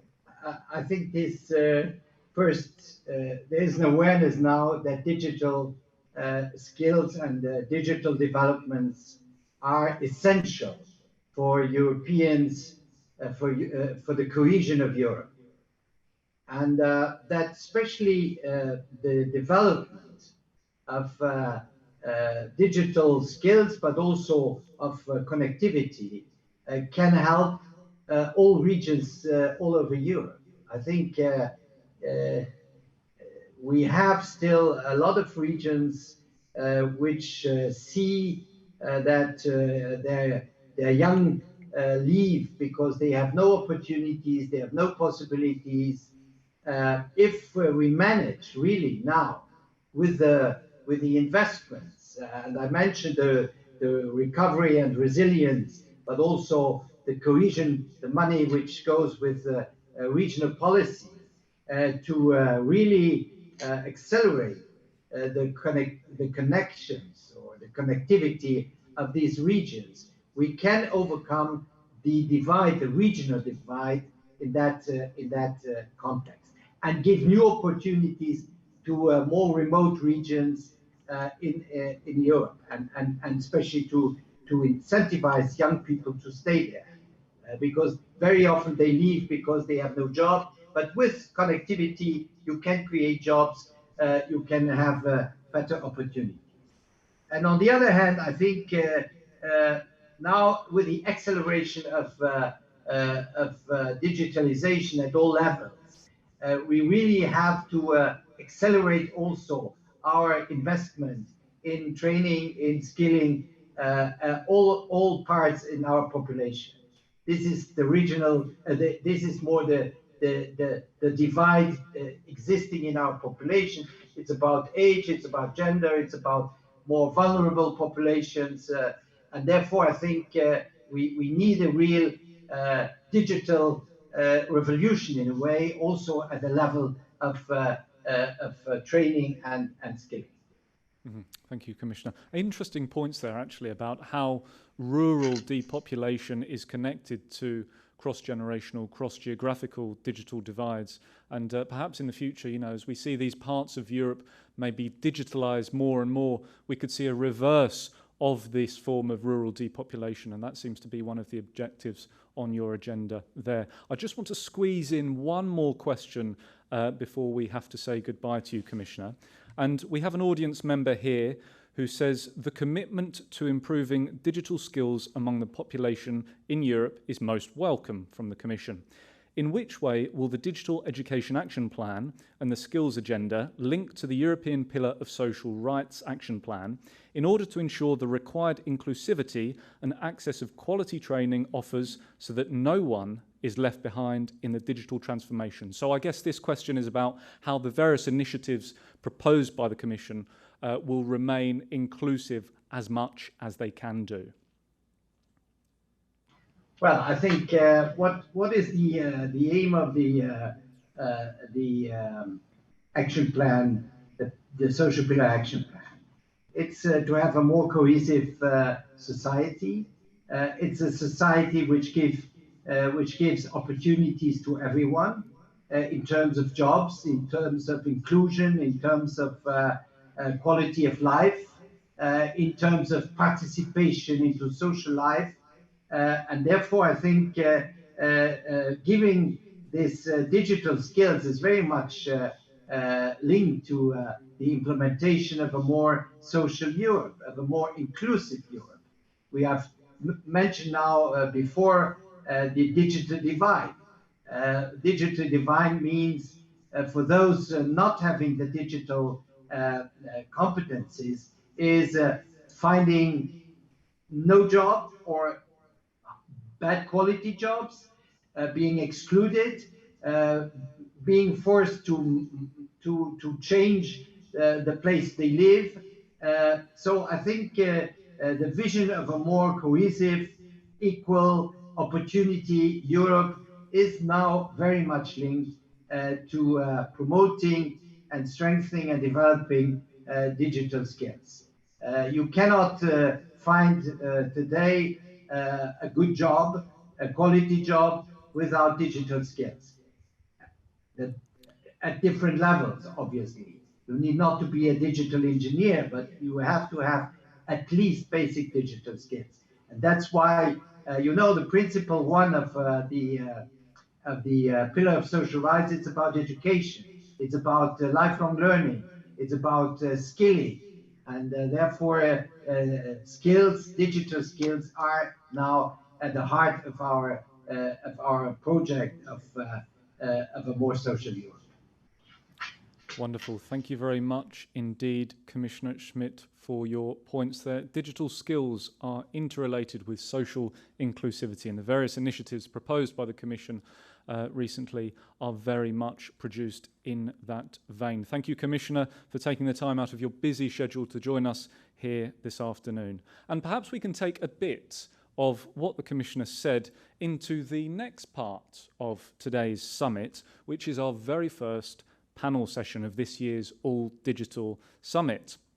For this cause, we're going to be focusing on digital skills and education and the key principles and recommendations of All Digital's Manifesto for Enhancing Digital Competences in Europe. This panel will be moderated by All Digital's Peter Palvolgyi, And joining Peter to discuss this theme, we are very pleased to be joined online by Angeliki Dedopoulou, EU Public Affairs Senior Manager at Huawei, Arya Krauchenberg, President for the Lifelong Learning Platform. We have Chiara Riondino, Head of Unit at the European Commission, DG for Employment, Social Affairs and Inclusion. And we are also very pleased indeed to be joined by Victor Negrescu, S&D, Member of the European Parliament. And don't forget, please keep those questions coming into us and we shall pick them up as they come through throughout the panel discussion. Peter, the floor is yours. Thank you very much, Samuel.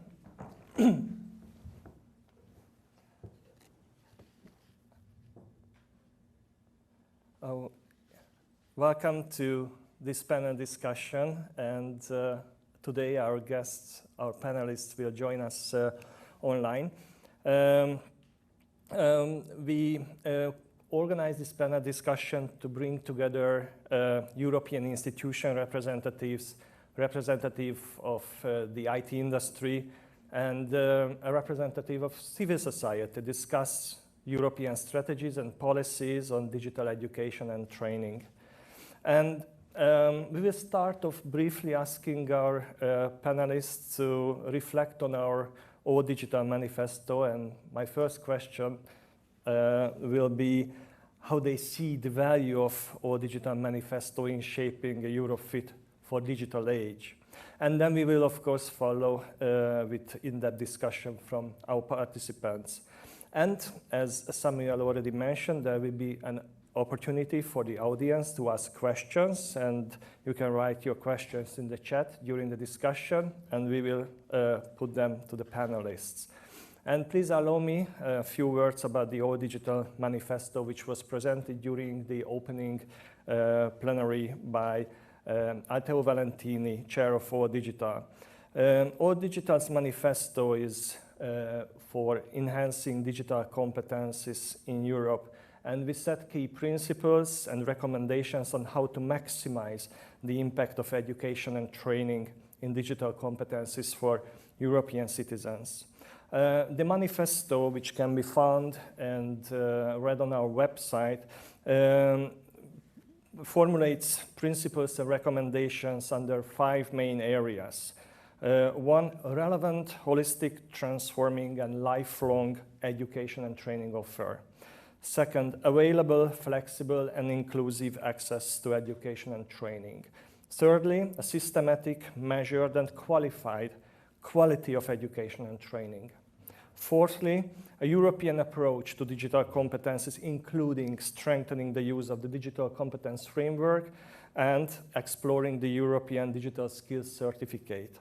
And finally, collaboration, infrastructure, and investment for sustainability and development. And I would like to begin with Chiara Riondino, Head of Unit for Vocational Education and Training at the European Commission. Chiara, welcome, and thank you very much for being us here today.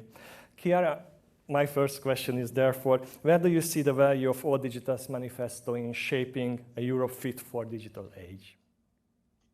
Thank you very much, Peter, and thank you very much for inviting me here.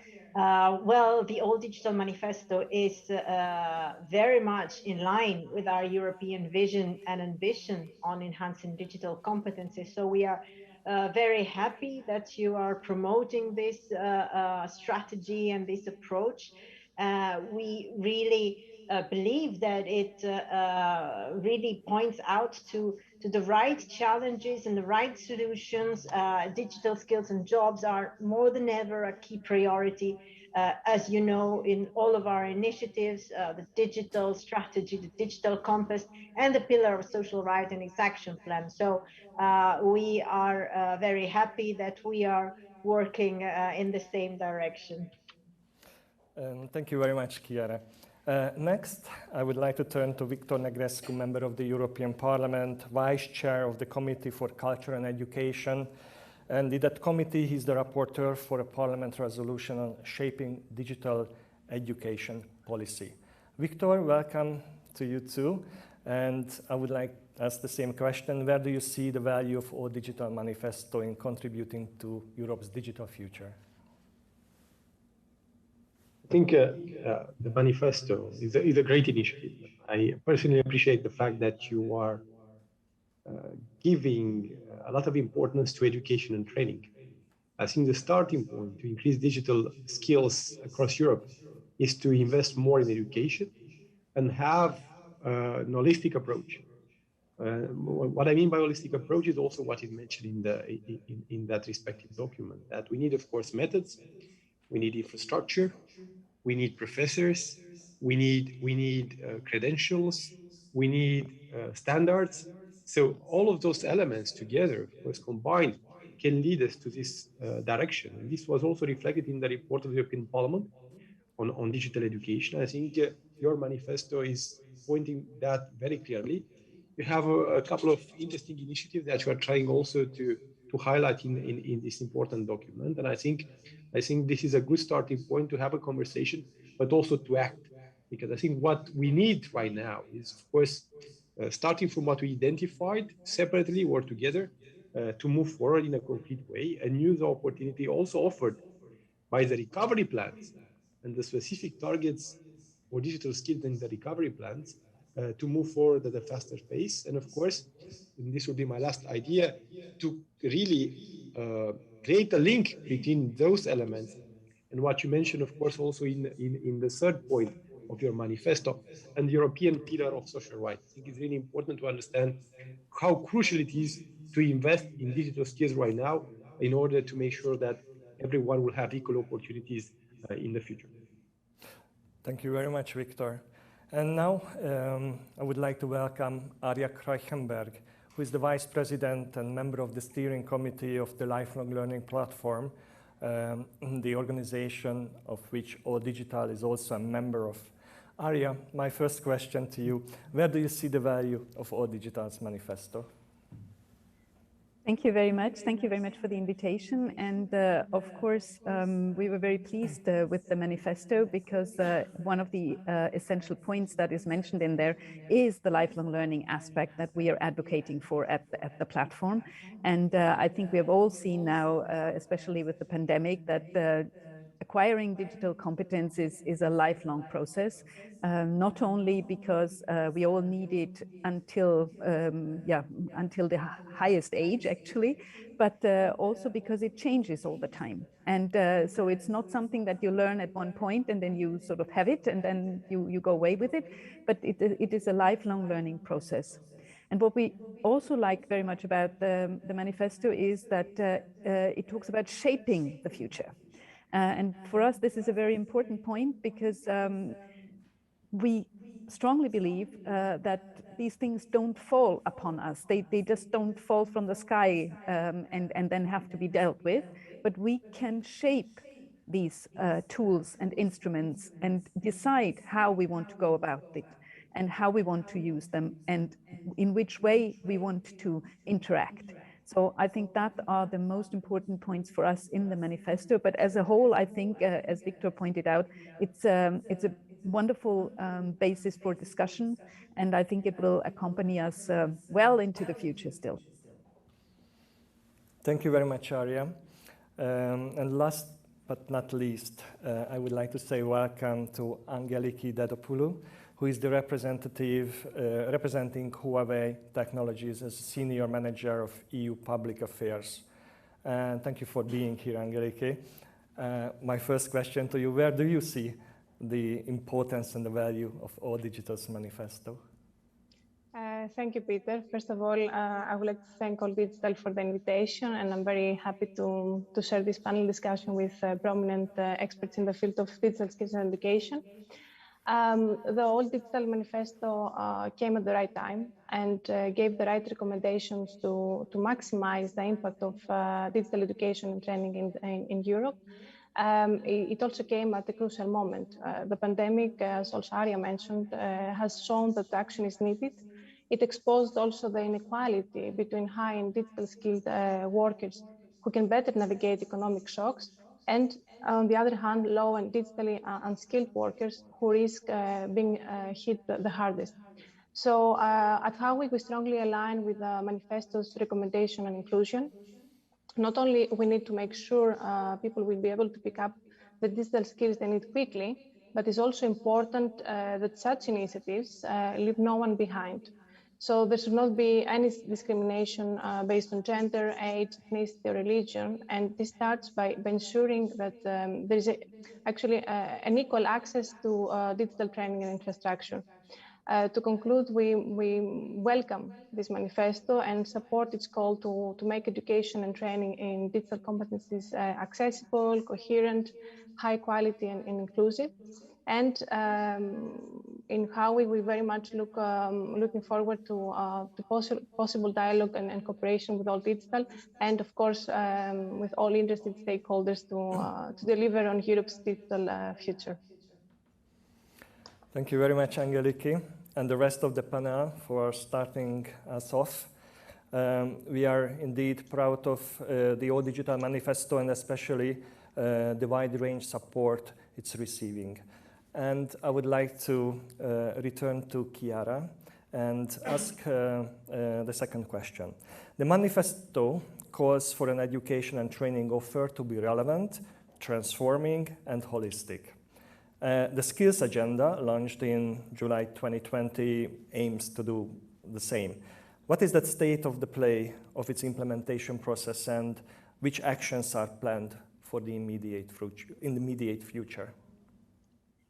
Thank you very much, Peter. I am in a little bit of a difficult situation here because my commissioner has covered all of my speaking points. So I'm going to just throw away my notes and try to maybe elaborate on some of the issues that he touched upon, and maybe also pick up on some of the questions that have been asked by the audience. So, you know, the skills agenda is very much focused on lifting the skills levels in the EU population. And we are talking, of course, all sorts of skills from basic to advanced and in all different fields. But digital and green, of course, are prominent in the sense that it's something that has now become not even a priority, but an imperative, I would say. So the Commissioner already mentioned some of the key initiatives like the updates of the DigiComp, the digital competence frameworks that will be launched in February. So we are advancing very much. Thank you very much also to the cooperation with you and many other stakeholders. And this, we believe it really help also drive forward the curricula, the assessment of skills, as well as the identification of skills needs. So this is very important. Another important milestone that was already, let's say, in a way achieved was the adoption of the Council recommendation on vocational education and training that the Commissioner mentioned. Of course, this was adopted at the end of last year. Reforms take a long time to take effect. So yes, great, we achieved a milestone, but now we really have to work on the implementation. And one thing that I would like to say, and I understand also the frustration that sometimes comes from people saying, and I absolutely agree, you know, the digital divide or the need to increase digital skills has been on the agenda for 30 years. That's absolutely true. And then we follow up by saying we need to ensure that everybody acquire the digital skills, but who needs to ensure that? That's the question. And there is something that we can do at EU level. There is a lot that we can do at EU level by setting frameworks, setting common targets, stimulating the discussion, putting a whole lot of money on the table for investment in reforms, infrastructures, training on the ground. But we should never forget that the competence for education and training and skills policies is with the member states, sometimes even lower than that. So we need to bridge this operational gaps to make sure that the tools, the money, the actions reach the people on the ground. We cannot, from the European level, train people. We cannot enter into the school. We cannot set the curriculum. We cannot buy the infrastructure. So I think this is a starting point, and maybe something that could also tell us what is different now. And I don't know if it's different. I really don't know.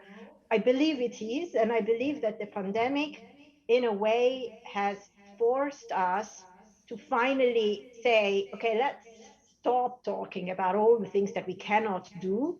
Yeah, we need to do the reform in education, we need to train the teacher, and if you do digital learning, how do you do the assessment, and you have to be careful. I mean, we've been talking about these things for a long time. Then the pandemic arrived. All of a sudden, 4 workers out of 10 were teleworking. All education and training went online from night to day, and we had to do it. We simply had to do it. And this showed us, one, that it can be done, 2, that we really were unprepared, and we have to act now.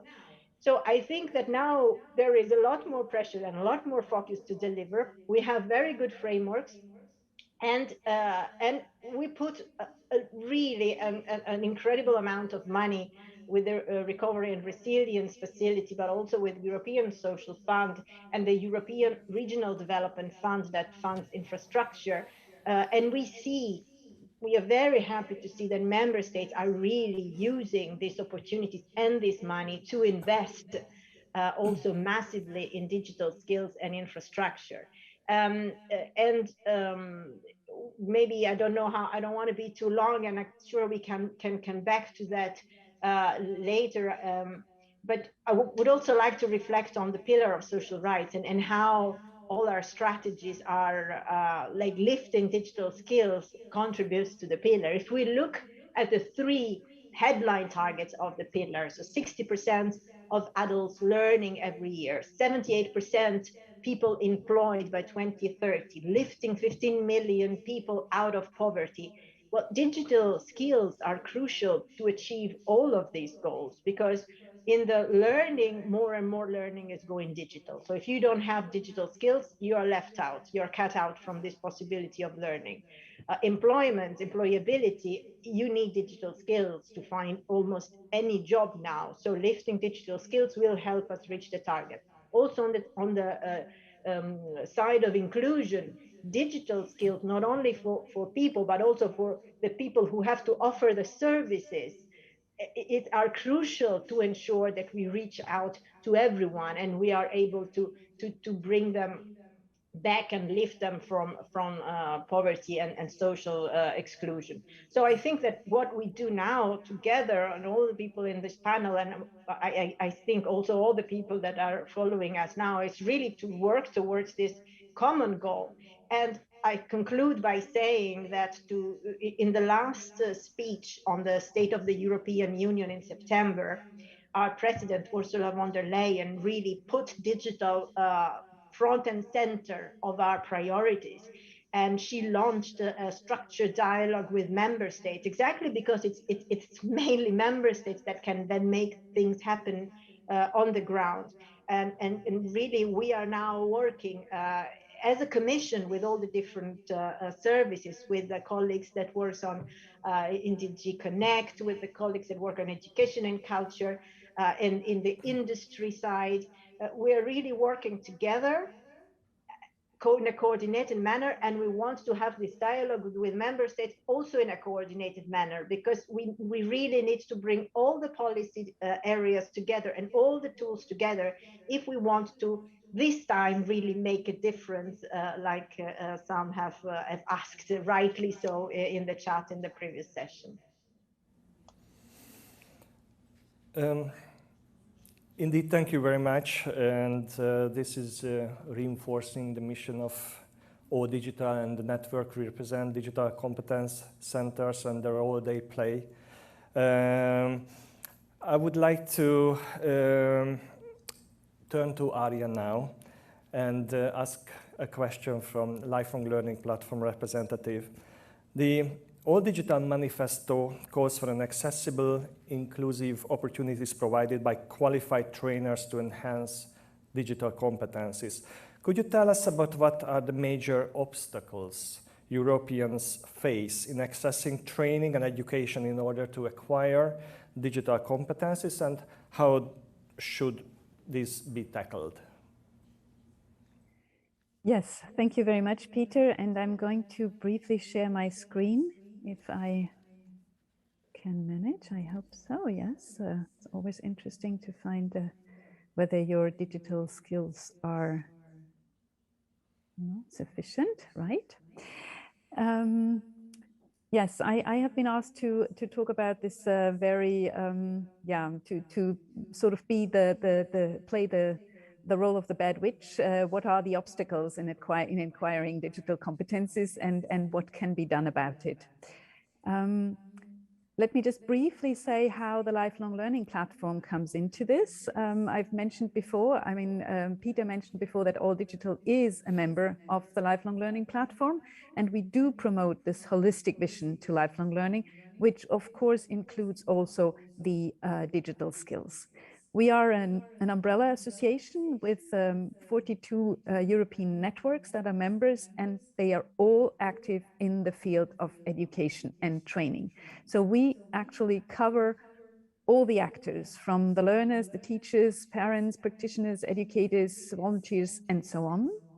And these are our main objectives. And if you look at them, you can see that digital is like a red thread that goes through this. Yeah, we have been talking this morning already about building inclusive education systems, democratic education systems, to widen the access to quality education, and to increase the relevance of education. So all this includes the digital skills and competencies. So these are the sectors that we are active in, and in pretty many of them, you need today the digital competencies. These are our members, and you can see that many of them are active in the field of digitalization. So this is how we come into this. When I was asked to talk about the hurdles, I first asked my question, what do we actually mean by digital competencies? Because I think we have to decide, or we have to be aware that on the one hand, we are talking about technical skills, how to operate digital devices, how to use software, how to communicate through digital channels. But on the other side, it's also about being aware of all the opportunities that offers, knowing about the dangers that might lurk there, being able to protect oneself against those dangers, and distinguishing dis and misinformation, as has been mentioned this morning already. So I think this is very important to keep in mind, that we have these two sides of the digital competencies. On the one hand, the really technical issue, and then on the other hand, the layer that goes a lot deeper, that's a lot more profound, and has to do with all the other competencies that we need to acquire throughout life. Now, if we talk about the hurdles to acquire digital skills, I have tried to divide them into two sections, but of course they are interlinked, and it's not always very clear how they influence each other. Yeah? We have the personal reasons, lack of time, it's too complicated, little interest in new technology, and very often you get the answer by people, oh, I don't need that. With this I don't need, sometimes people cover up fear to say, oh, I'm afraid of engaging in this. And I think this is something that we need to take very seriously. And then we have, of course, the systemic reasons that have also been mentioned today, the access to the technology, the internet connection, so the infrastructure that we need to have. And then also, if we talk about acquiring those competencies, learning actually, how can we access training? How complicated or easy is it to access training? And then we have two, I would call them overlapping topics. One is the financial issues, and the other one is recognition and validation. Now, if we talk about the systemic hurdles, of course, better infrastructure, train the teachers, the trainers, and the educators to use digital technologies, the better access to devices, especially for school students. There are lots of programs now being rolled out to get the devices into the schools and to the students, but also for adults to increase low threshold offers, how to get to these digital skills, offline inscriptions, and offline access to information. It's no use to offer everything online if people can't access that. And then start with basic instruction. Yeah?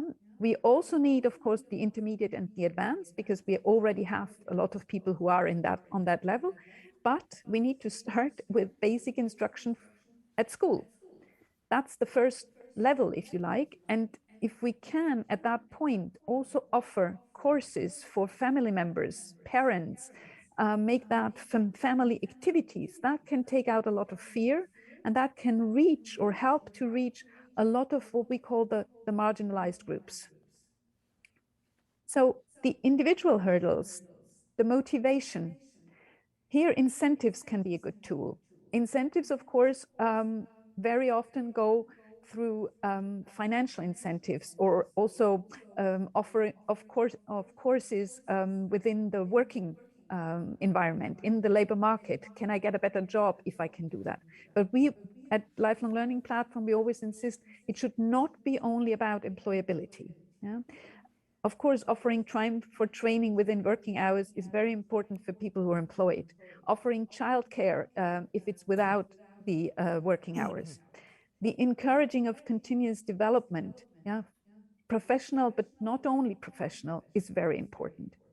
And helping people to see the advantages and to overcome the skepticism. I think that is what will help us to tackle these individual hurdles. Now, when it comes to the financial issues and the validation, the cost cannot be on the learner. That is something that has to be very clear. Yeah, it is still in many settings, you are supposed to bring these skills and nobody cares of how you acquire them and who pays for these courses. Investment not only in employability, but considering these basic skills and life skills. What can be used? Financial resources to be provided by the EU, the nation states, yeah, the member states, and I think Chiara has already mentioned how this can work. And I think the individual learning accounts that are being promoted by DG Employment are a very good way to help finance this for people who are in the working space, people who are on the labor market. We have a different situation for people who are retired, for example, and who also need these skills. There we need to think about other forms of how we can bring these people in. Validation, recognizing and validating existing skills is a very important point. To support the recognition and validation of skills acquired in different settings, whether it's formal, non-formal, or informal. And what is being promoted by DG Education and Culture, the micro-credentials. They can probably also be very helpful in getting people to start on enhancing, fostering their digital skills. I don't want to separate people in groups. I usually don't like to do that, but I think here we really have two main different target groups. One are children that are still in education, in formal education, and can be reached through this channel very well. And then we have adults that are more difficult to reach and more difficult sometimes also to convince. So as I said in the beginning, we might be able, especially when we roll out programs like giving devices to children in school, parents have to sign a contract here. Maybe in organizing courses, activities for families, we can bring everybody in there. Yeah? So that would be an approach that we would foster, and that could also help. And we know that in families, of course, that happens, that children help their grandparents. Yeah. So this intergenerational learning, these forms of learning need to be recognized and validated. If it brings you something, if you can teach an elderly person, then also young people will be happy to engage. As I said before, acquiring digital competences is a lifelong learning process. And of course, the offer should be, and that has been mentioned before, as individual and as inclusive as possible. not only for the labor market, I have mentioned that before, but for the personal development of people. Because if we have learned one thing in this pandemic, it's not only about having a job and keeping that job. Life is change. And in order to have enough resilience for this change, we have to develop personal skills, life skills, basic skills, and also the professional skills. But this is a whole set, a holistic approach to the personal development of people. I think this is what comes out very well in the manifesto, and this is something that we need to take into consideration. Keeping the learner and its perspective at the center is essential. What does the learner need? Not what do we think that the learners need? That's a trap that we fall into very often. And another point is learning is a social endeavor, and it depends a lot on human relations. We should never forget that, even if digital tools are great tools. They are tools and they're not a goal in themselves. Thank you very much. Thank you very much, Arya. And we'll come back to you a little bit later with a follow-up question. But let's give the floor to other panelists, and I would like to address AMELiE. And my question is that the industry has a lot to gain from, but also a lot to offer the successful training of digital competences. And where would you see opportunities for collaboration of actors, as called in our manifesto, in improving and sustaining the availability of education and training in digital skills? AMELiE? Indeed, Peter. Actually, as you mentioned, industry is a key enabler in the promotion of digital skills across Europe. If industry creates a demand for digital skills, then the workforce automatically will be incentivized to retrain. But for the workforce to be able to retrain, we need to ensure an adequate supply of digital training to satisfy the demand. And we heard from Chiara and other panelists about the need of digital training. And this is why actors actually of the education ecosystem should work together to ensure access to digital training. As mentioned also in the manifesto, the Pact for Skills, and a very important initiative of digital employment, social affairs and inclusion, which has been launched already last year, is a very good platform for stakeholders, especially from the industry, but also from society and education, to join forces to expand digital competencies across Europe. It also provides an opportunity for actors, including industry, to commit to common actions related to digitally upskilling the European citizens. The Pact for Skills also puts inclusion, which I mentioned also before, and it's also one very much linked, as Chiara mentioned, with the pillar of social rights. It's something that we, at least at how we deeply care about. Not only we need to ensure that people will be able to pick up the digital skills they need quickly, but it's also important at the same time that such initiatives leave no one behind. Another important initiative that come to my mind at the moment is the Digital Skills and Job Coalition, which is an initiative of DigiConnect, and which in how we are a member of, provides also an excellent platform for companies to commit to the uptake of digital skills. So for those that are not really familiar with this coalition, it aims actually to train around 1 million young unemployed people for vacant digital jobs, by providing, for example, different diverse training programs, which are, let's say, led by industry. So this is why we're also very much involved in this coalition.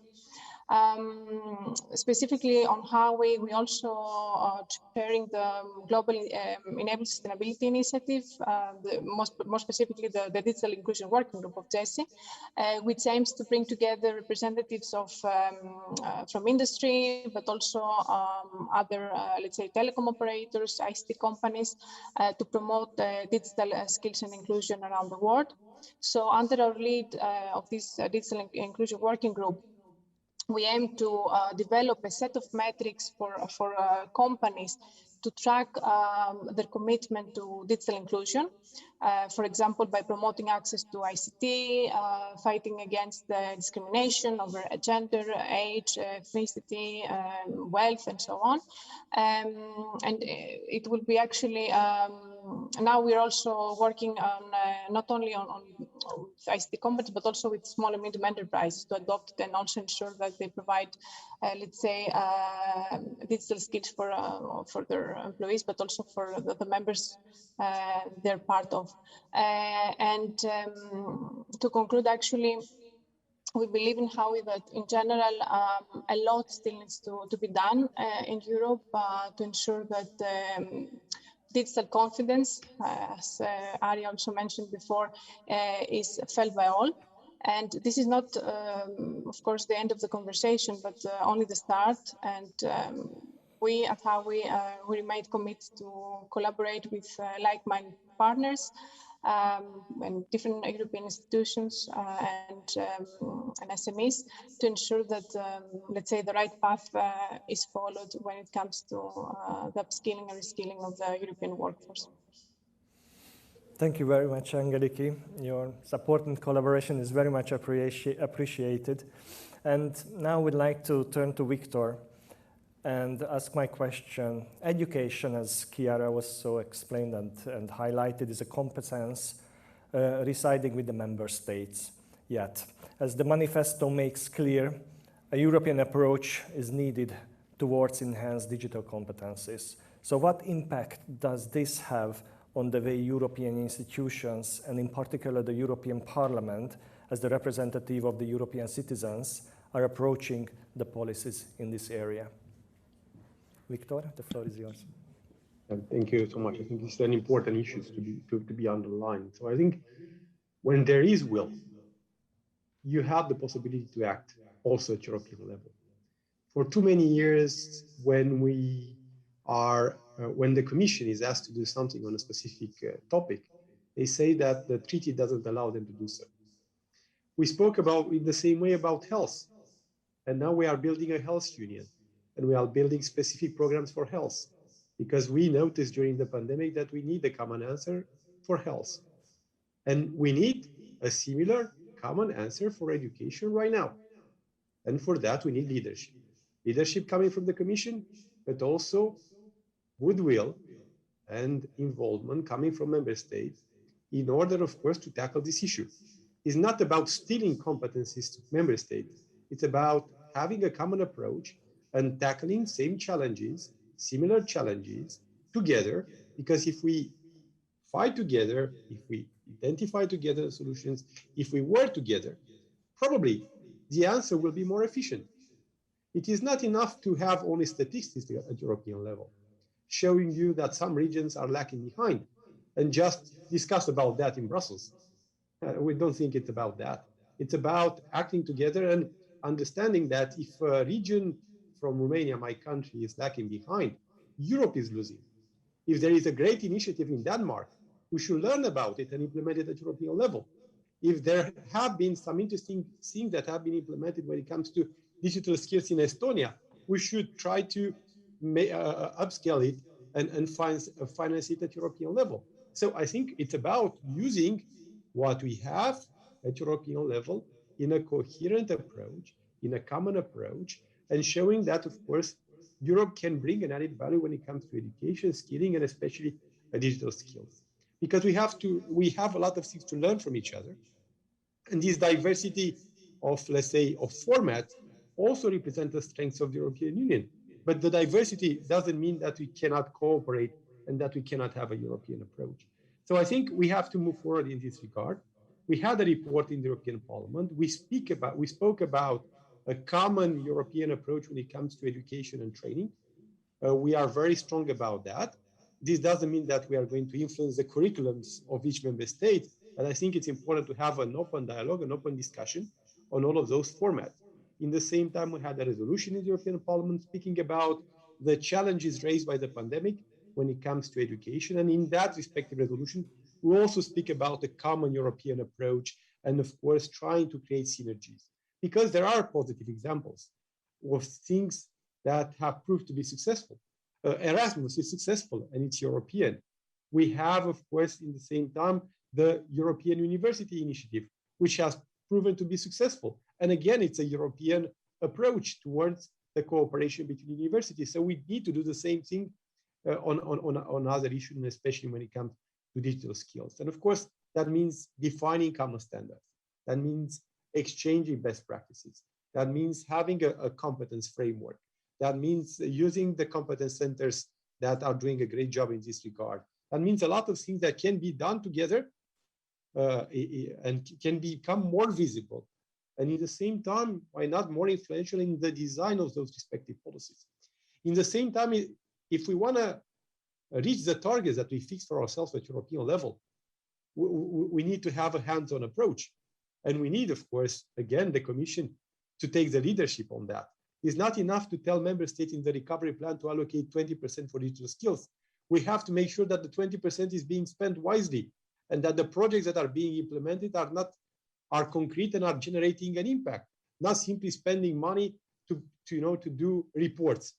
I think we have to have a concrete follow-up of all the spending at European level that target digital skills in the recovery plan, but also in the MFF, to make sure that we are reaching those targets. Because it will be an error to presume that if we have, I don't know, 90% of digital skilled people in France and 10% in another country, that will resolve the problem. No, we need a common approach at European level. So the European Parliament has an open discussion about that. For us, it's important to have an open dialogue with all the relevant stakeholders.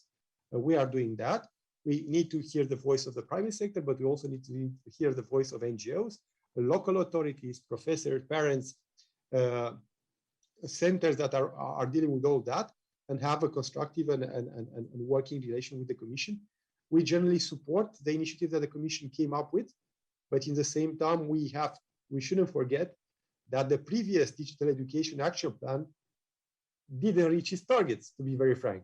So we have a new action plan, which is great, which is support, and I said that very often, but the purpose is also to deliver on those respective results. So this is a position currently basically generally expressed by different members in the European Parliament, and we want to do more because we understand the urgency of the situation. So if we are not moving faster, if we are not moving in a cohesive way, we will not succeed. And the purpose is to succeed because also citizens have high expectations towards us. And to be very frank, to come up with to the initial part of your question, when you go to citizens, and you speak with them about the European Union and what we do in the European Parliament, they are not saying, look, competencies. No, they are saying our kids didn't have access to school. I don't know how to use a computer in a proper way. I have a company and I don't know how to digitalize my company. This is what they are asking us. They are not, going into legal stuff in the discussions that we are having. So I think we have to offer a proper answer to those questions raised by citizens. And at the end, we'll find the legal framework to do this cooperation at European level, also on education. Thank you very much, Victor, and thank you all for your contributions. We have about 10 minutes left, and we have some lightning questions to you. So I would say you have maximum 2 minutes to answer them. And my first question would be for Chiara. How can innovative and flexible tools, such as we already mentioned, some of them individual learning accounts and micro-credentials, assist in the uptake of the education and training offer? Chiara?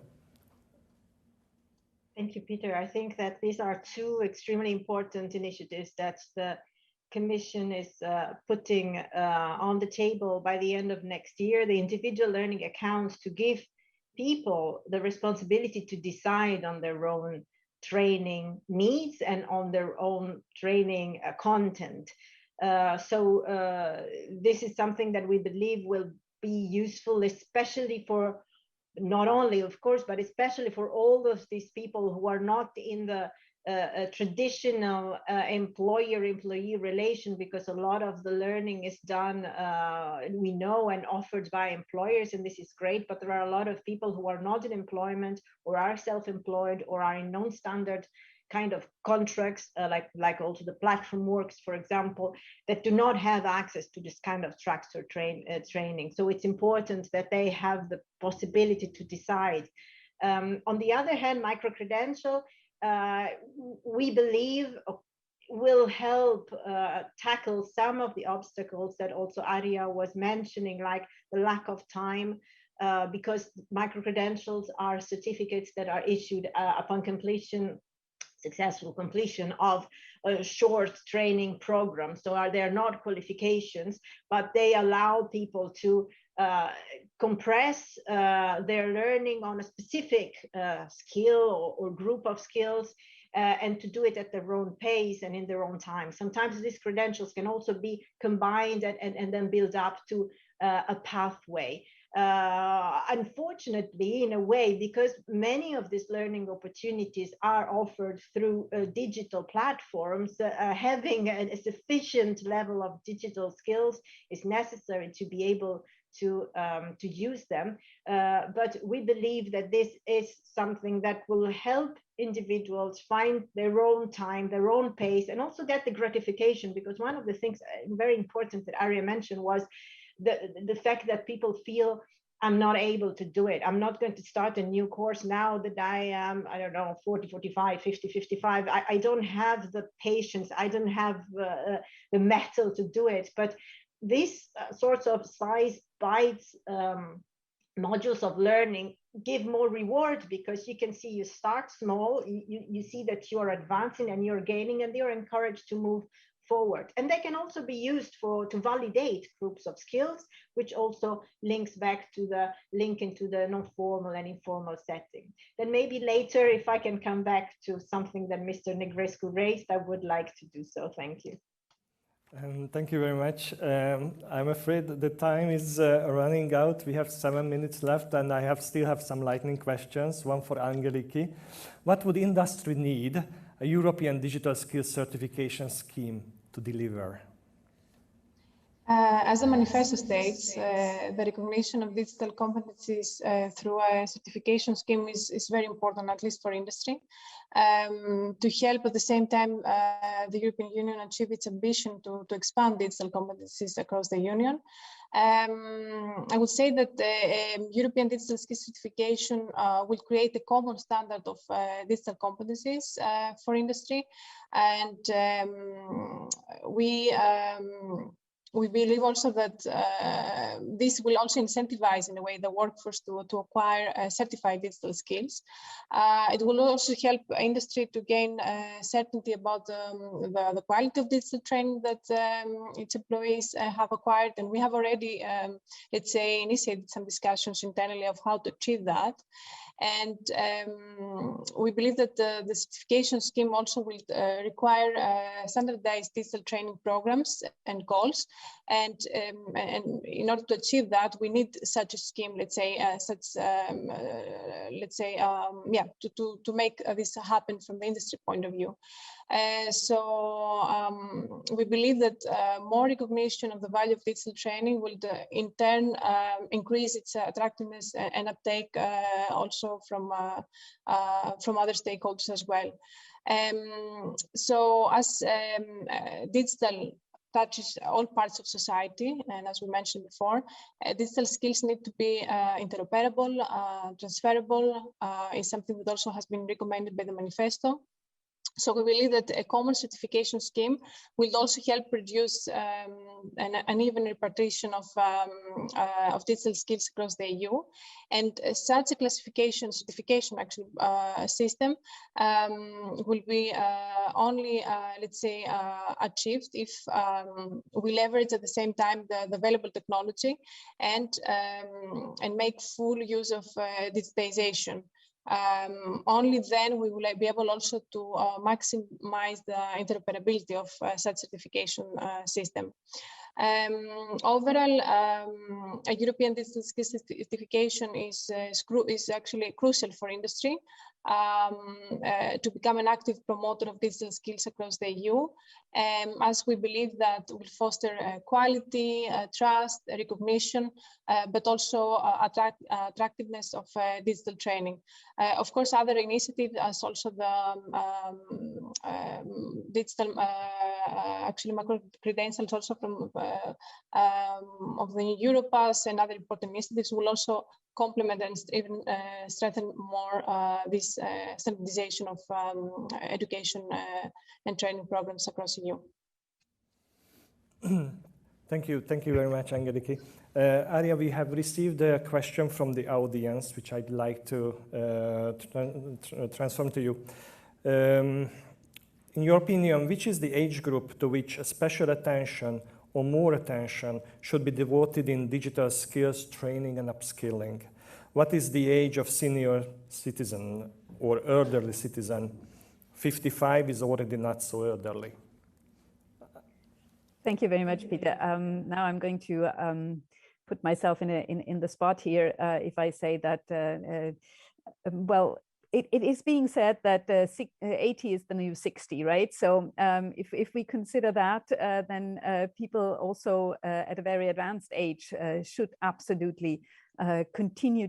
I mean, they continue to learn, and they should also have access to developing their digital competences. I mean, we have seen it now, specifically with the pandemic, that people lived in isolation, especially elderly people, and their only way to communicate with the outside world very often were digital tools. So the ones who had this access and the ones who could communicate with their family by whether it's a WhatsApp group or whether it's a Zoom meeting or whatever, had an advantage over those who had not, and maybe only relied on the eventual telephone call. Yeah.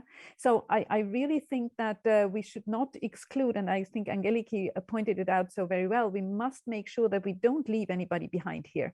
And we need to find ways and means, if these people are not on the labor market and this is not paid by the company or fostered also by labor market services, that we still get these people into the digital world.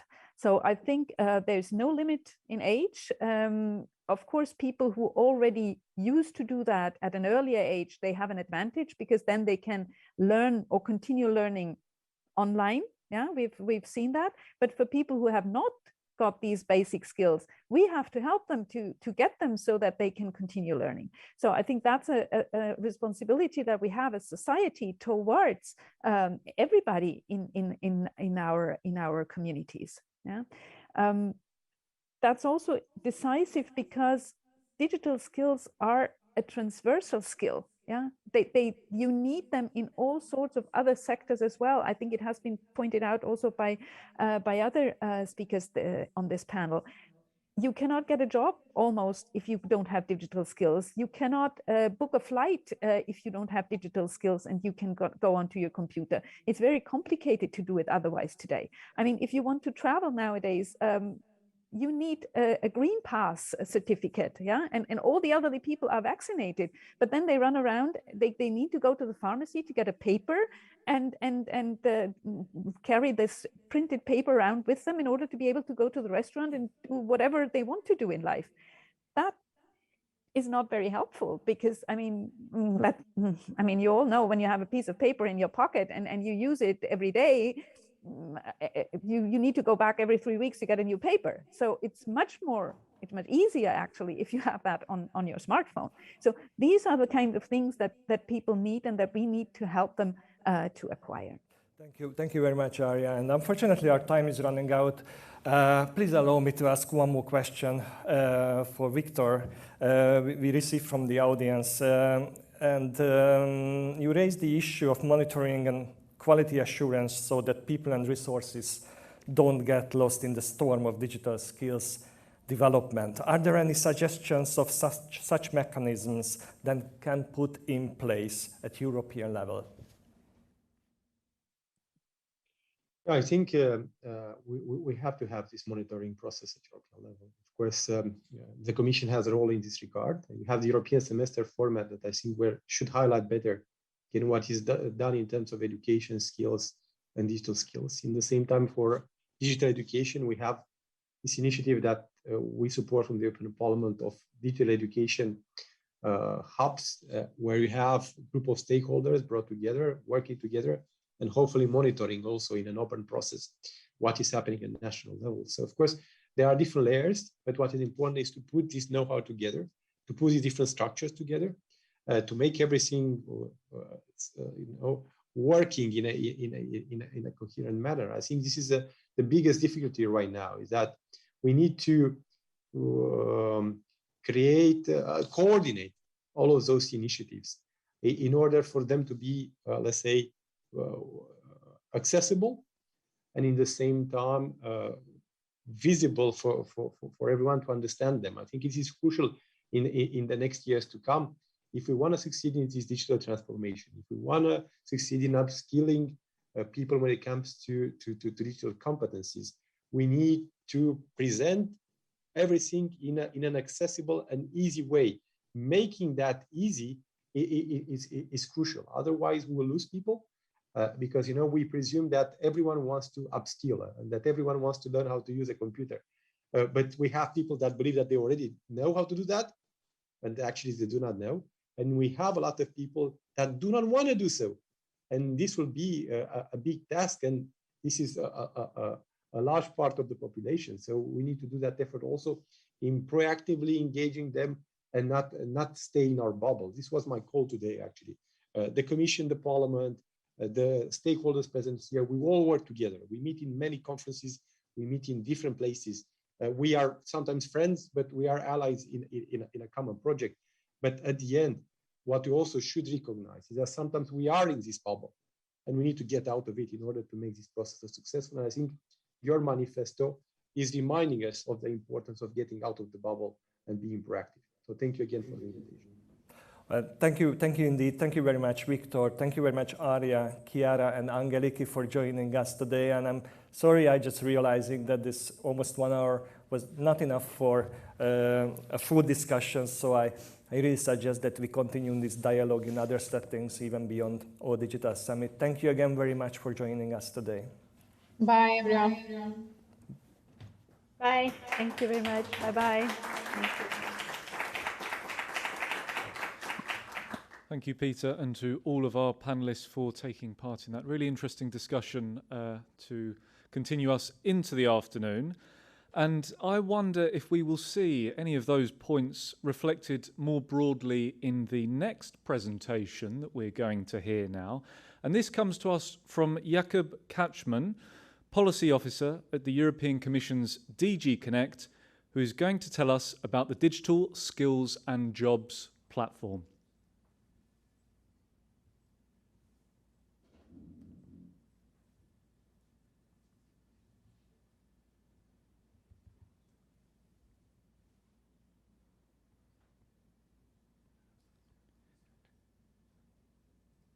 Hello, can we hear each other?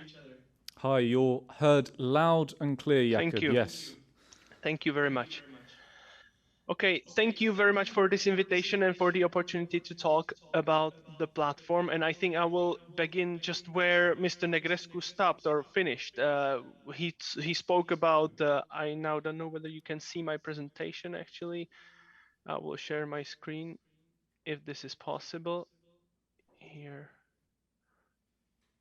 Okay, I don't see the... We can't see anything quite yet. You can't see anything. Okay, Not just a yet, second.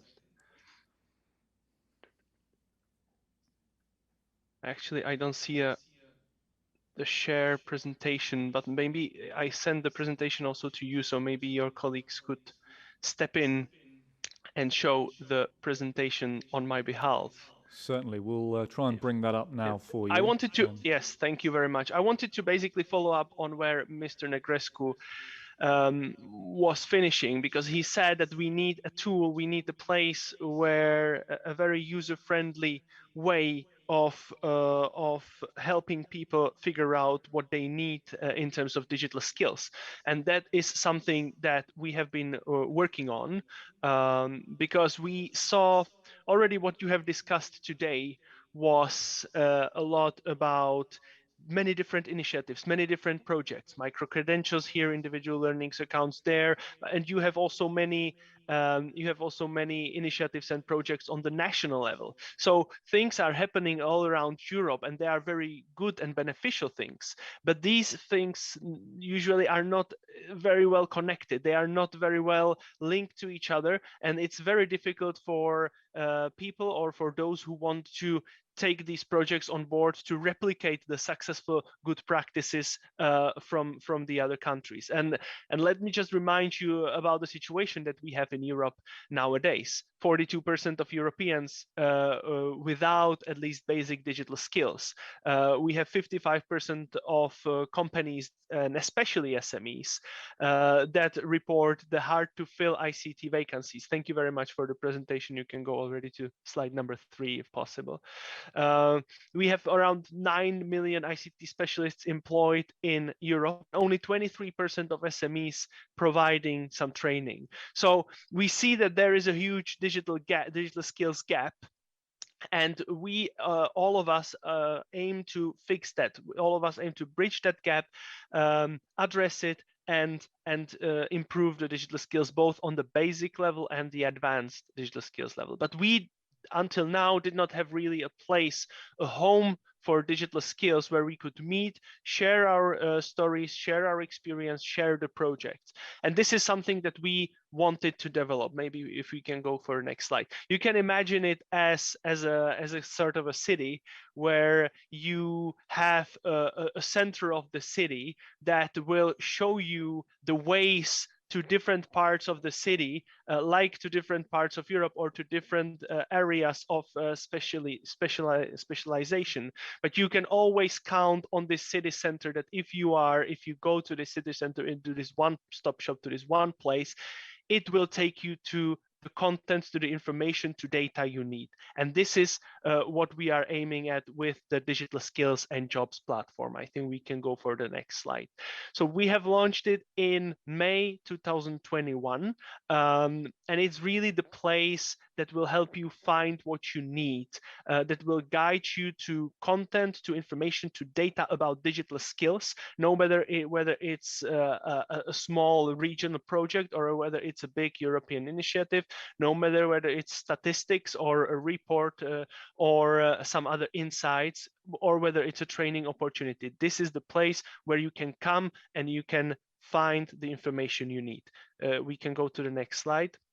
We try to structure the information based on your role as a visitor. So you can either choose whether you are a training provider, digital expert, policy officer, SME owner, or if you cannot identify yourselves into these roles.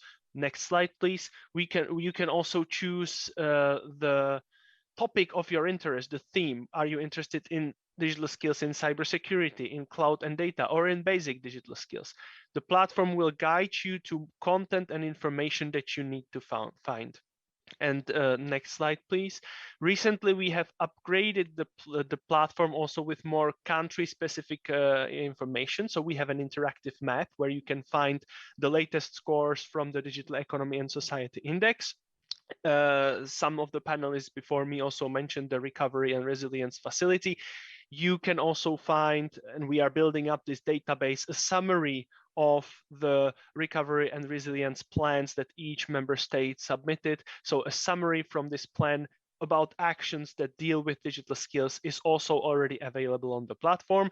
And you have also many other features that are that will be rolled out on the platform or that are already now there. I just must say that next week or in 10 days, we'll be rolling out an excellent feature for broad public, really for individual users and visitors, which will be the digital skills self-assessment tool, where you will basically be able to take a 40-minute test to assess your digital skills. The assessment grid is built to mirror the DigComp framework. We are rolling this out together with Europass, and that will help you to find the training opportunities you need, because you might figure out in this test that you, for example, have some gaps in the use of internet. So there, the platform will then help you to find the training or the course or another education program that will help you improve in that area. We can go to the next slide, please.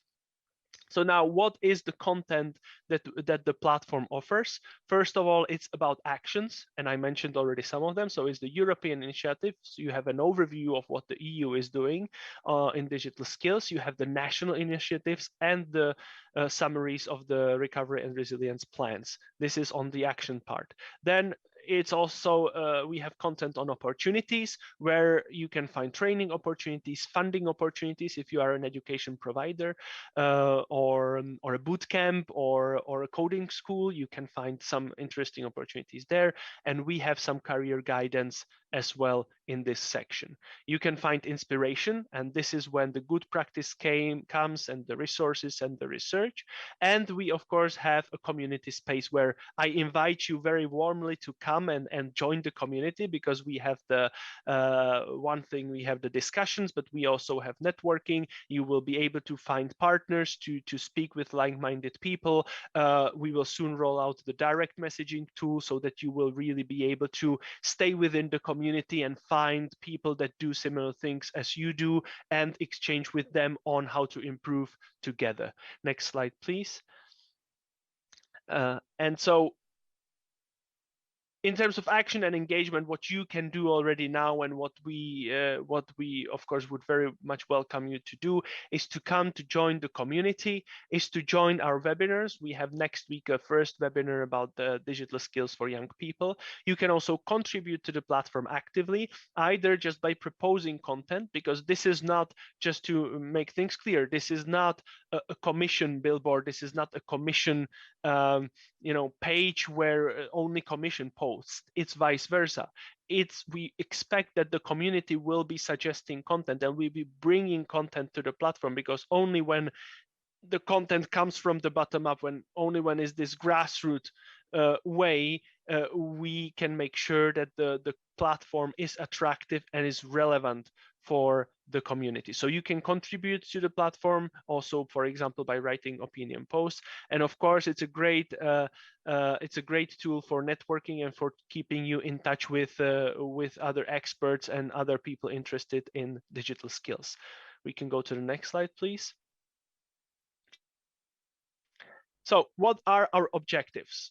First of all, as I said, it's to serve as a one-stop shop, as a home for digital skills in Europe. Whatever you need to know about digital skills, you should be able to find it on the platform.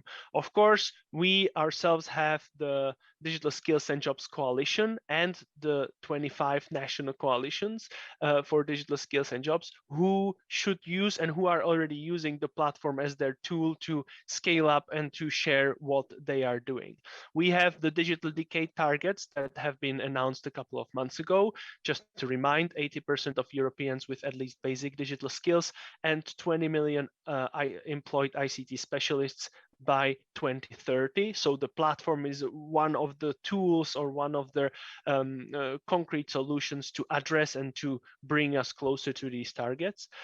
We, of course, follow very much a customer service, and this is what I described by the community and by the possibility to contribute content. And the community is really at the heart of our platform, because we believe that no public institution really has a magic wand to bridge the whole digital skills gap in Europe alone. No one can do it alone. As Mr. Negrescu and other panelists said that before me, the joint effort is necessary. We need to work together, companies, universities, policymakers, organizations, and the platform should be a tool to facilitate this collaboration. We can go to the next slide, please. So I warmly welcome you and invite you actually to come and visit the platform. You can go to the next slide. It's really the home for digital skills in Europe, and we would be very happy if you can join us there, join the discussion, and of course, if you have content or if you have information, if you have experience that you want to share there, you are more than welcome to do it. Thank you very much. And of course, if you have any questions, I'm very happy to answer them. Thank you. Jakub Kajtman, Policy Officer at the European Commission's DG Connect there, telling us a bit about the Commission's Digital Skills and Jobs platform. Thank you very much, Jakub, for taking the time out this afternoon to speak to us. It's about time now to refill your caffeine levels with a short coffee break. But don't forget to join us after the break at 3:45, where we will have a range of lightning talks and later on some parallel sessions to get involved with, and free feel again to find out a bit more about all of this and more during the break on our online platform agenda. We'll see you back here at 3:45. Welcome back, and I hope that you're all sufficiently refreshed and re-energized for the final segment of today's opening day for the All Digital Summit 2021. And we are now going to embark on a series of lightning talk presentations, hearing more about some of the specific projects taking place across Europe that have helped to foster digital skills. To begin with, we are very pleased indeed to be joined by Professor Achilles Kamias, Professor of Pervasive and Mobile Computing Systems for the DAISY Research Group at the Hellenic Open University. And Professor Achilles is here to present his project STEAMonEdu, and it's about increasing the adoption and impact of STEAM education by the professional development of STEAM educators.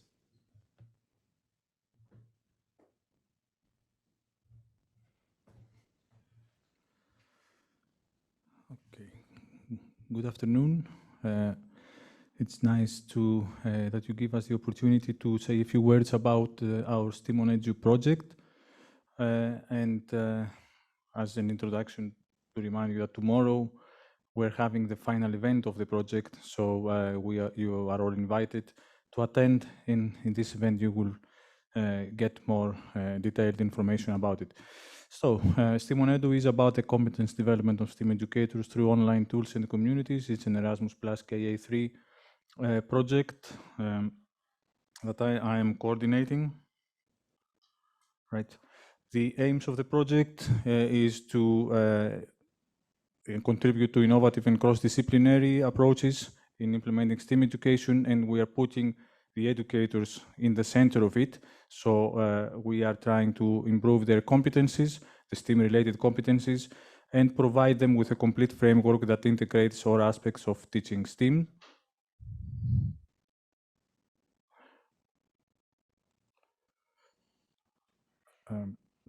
Just a moment. Going. The partnership. Right. The partnership contains almost all the partners are all digital members, except one. They come from Greece, from Belgium, all digital itself, from Italy, from Germany, from Romania, and from Spain. The coordinator is Computer Technology Institute in Greece, and our DAISY research group as a member of this organization. We are targeting teachers and trainers, as I said, who implement or want to implement STEAM education, to practice STEAM education, but then, of course, education and training organizations, researchers in STEAM education and STEM education topics, of course, educational authorities, policymakers, and other stakeholders.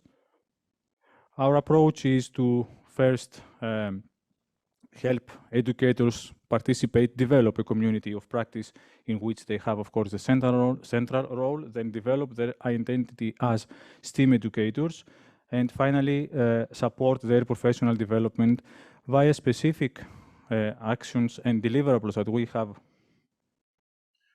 built during the project. We have built delivered already a set of tools, the STEAM competence framework. This is a new innovative competence framework for STEAM educators. Based on it, the STEAM educator profile, which follows the ESCO structure.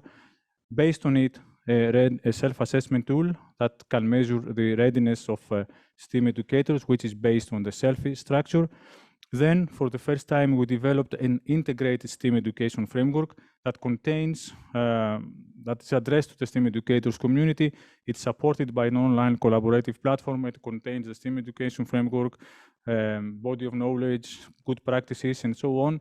And we delivered a MOOC, a massive online open course, and a blended course on design, orchestration, and implementation of STEAM education. And finally, and these are now what we're going to do during the closing stages of the project, is to produce policy instrument. We already have produced a guide for STEAM educational practices and policies, and we're now going to produce the policy influencer toolkit. And as I said, you are all welcome tomorrow to attend our final event with two very interesting keynote speakers, Anuska Ferrari, a policy officer from European Commission, and Professor Tassos Mikropoulos from University of Ioannina. Then we'll present our project.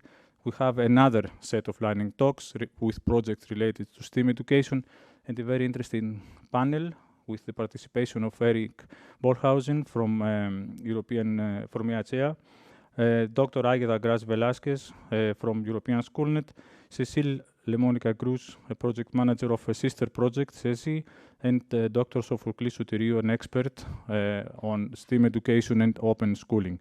This is tomorrow afternoon. And if you want to find out more about the project or join our community, here is the information you need, the website and the social media accounts. Thank you all.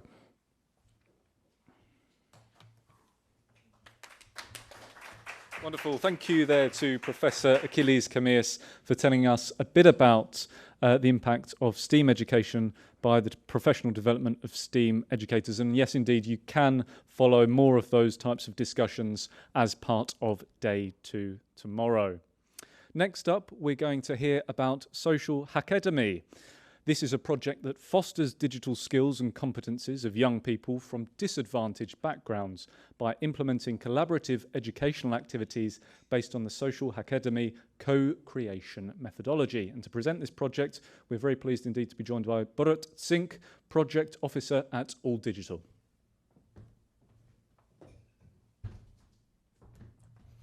Thank you, Samuel. Welcome, everyone. Social Hackademy is all about closing the gap between social and digital innovation. It's a project supported by Erasmus Plus program and implemented by a consortium of 6 partners, 2 from Belgium and the others from Croatia, France, Greece and Italy. At this point, I would like to give a big thank you to all the partners who managed to overcome all the obstacles in the last 20 months and gave me the opportunity to present you what we did in the project. So we have 2 specific objectives in the project. The first one is to empower young people, especially those from disadvantaged backgrounds, with digital skills to tackle different social challenges with digital solutions, which could be products or services. And the other big objective is to empower trainers to foster this digital skills learning with young people from disadvantaged backgrounds and young people with fewer opportunities. And how did we do that? And just a second, a bit of technical difficulties with the presentation. So yeah, we are talking about the objective that I already presented, but how did we do that? We do this by Social Hackademy methodology. It's a methodology based on Italian best practice Social Hackathon Umbria, first implemented in 2016. The methodology puts young people in the center of co-creation process and empowering them on one hand by developing their skills and on the other hand by providing them expert supports to bridge the gap with the skills or competence or knowledges where they don't have. So we tackled this in the first year of the project by disassembling the methodology used at Social Hackathon Umbria and build it back together, defining learning objectives, activities, and stages on how to implement it. Then the second stage of the first year was to actually train the trainers that will implement the methodology during the second year when we tested it. We empowered 16 trainers from 4 countries, and then we embarked on the piloting phase.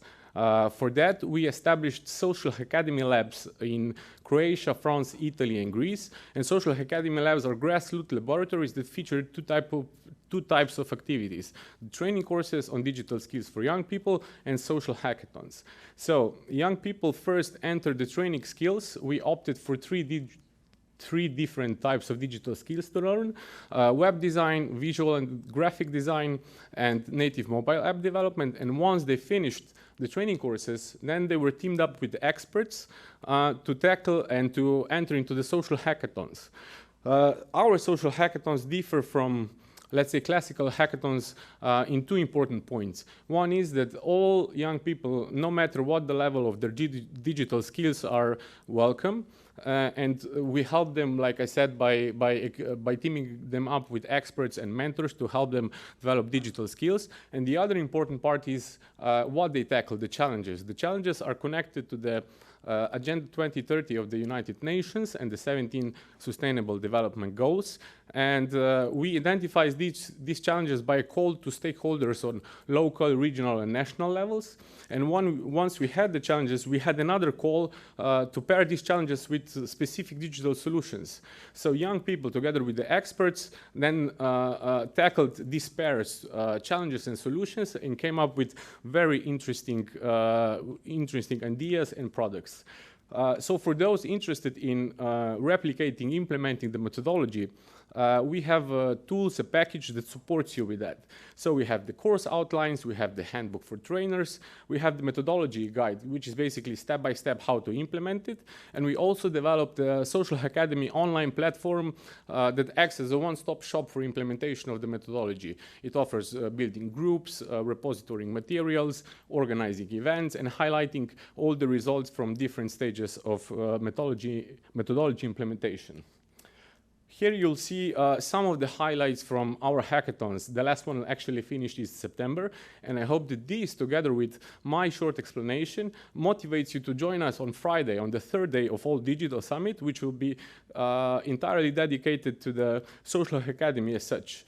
We will hear from participants sharing their experiences of participating in the project. We will have 2 keynote speeches from EU Youth Coordinator Biljana Sirakova and European Innovator of the Year in 2017, Michaela Magas. We'll also go in depth more to explain you about the different aspects of the methodology and how to implement it. And we'll also hear from 4 national winners of social hackathons who will present their digital solutions and compete for the Social Hackademy Award. And last but not least, we'll dip a toe, maybe half a toe, into the methodology through a simulation workshop that we called Mini Hack. So hopefully you'll be able to join us on Friday, but if not, please do visit our website. There's all I explained and more there. And if you're interested in implementing the methodology, reach us. We'll be more than happy to engage with you and help you transfer it and implement it in your context. Thank you very much. Back to you, Samuel. Thanks very much, Borut. And yes, please do join us again on Friday to hear more about the Social Hackademy, if you can do.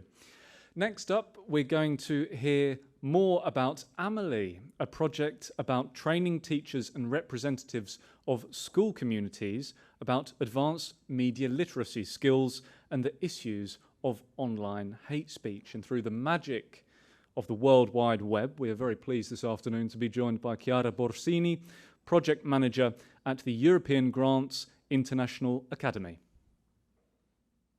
Thank you. Okay, I should be able to see my presentation.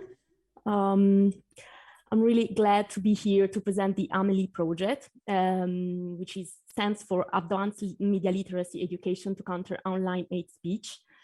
First of all, just to give you an overview of the main topic of the AMELiE project, The AMELiE project addressed the issue of online hate speech involving innovative practices with the aim of training teachers and representatives of school communities on a specific methodology which focus on advanced media literacy skill for those who are working in the educational field. Why I would like to start from a question. Why is it so important to address the issue of hate speech online today?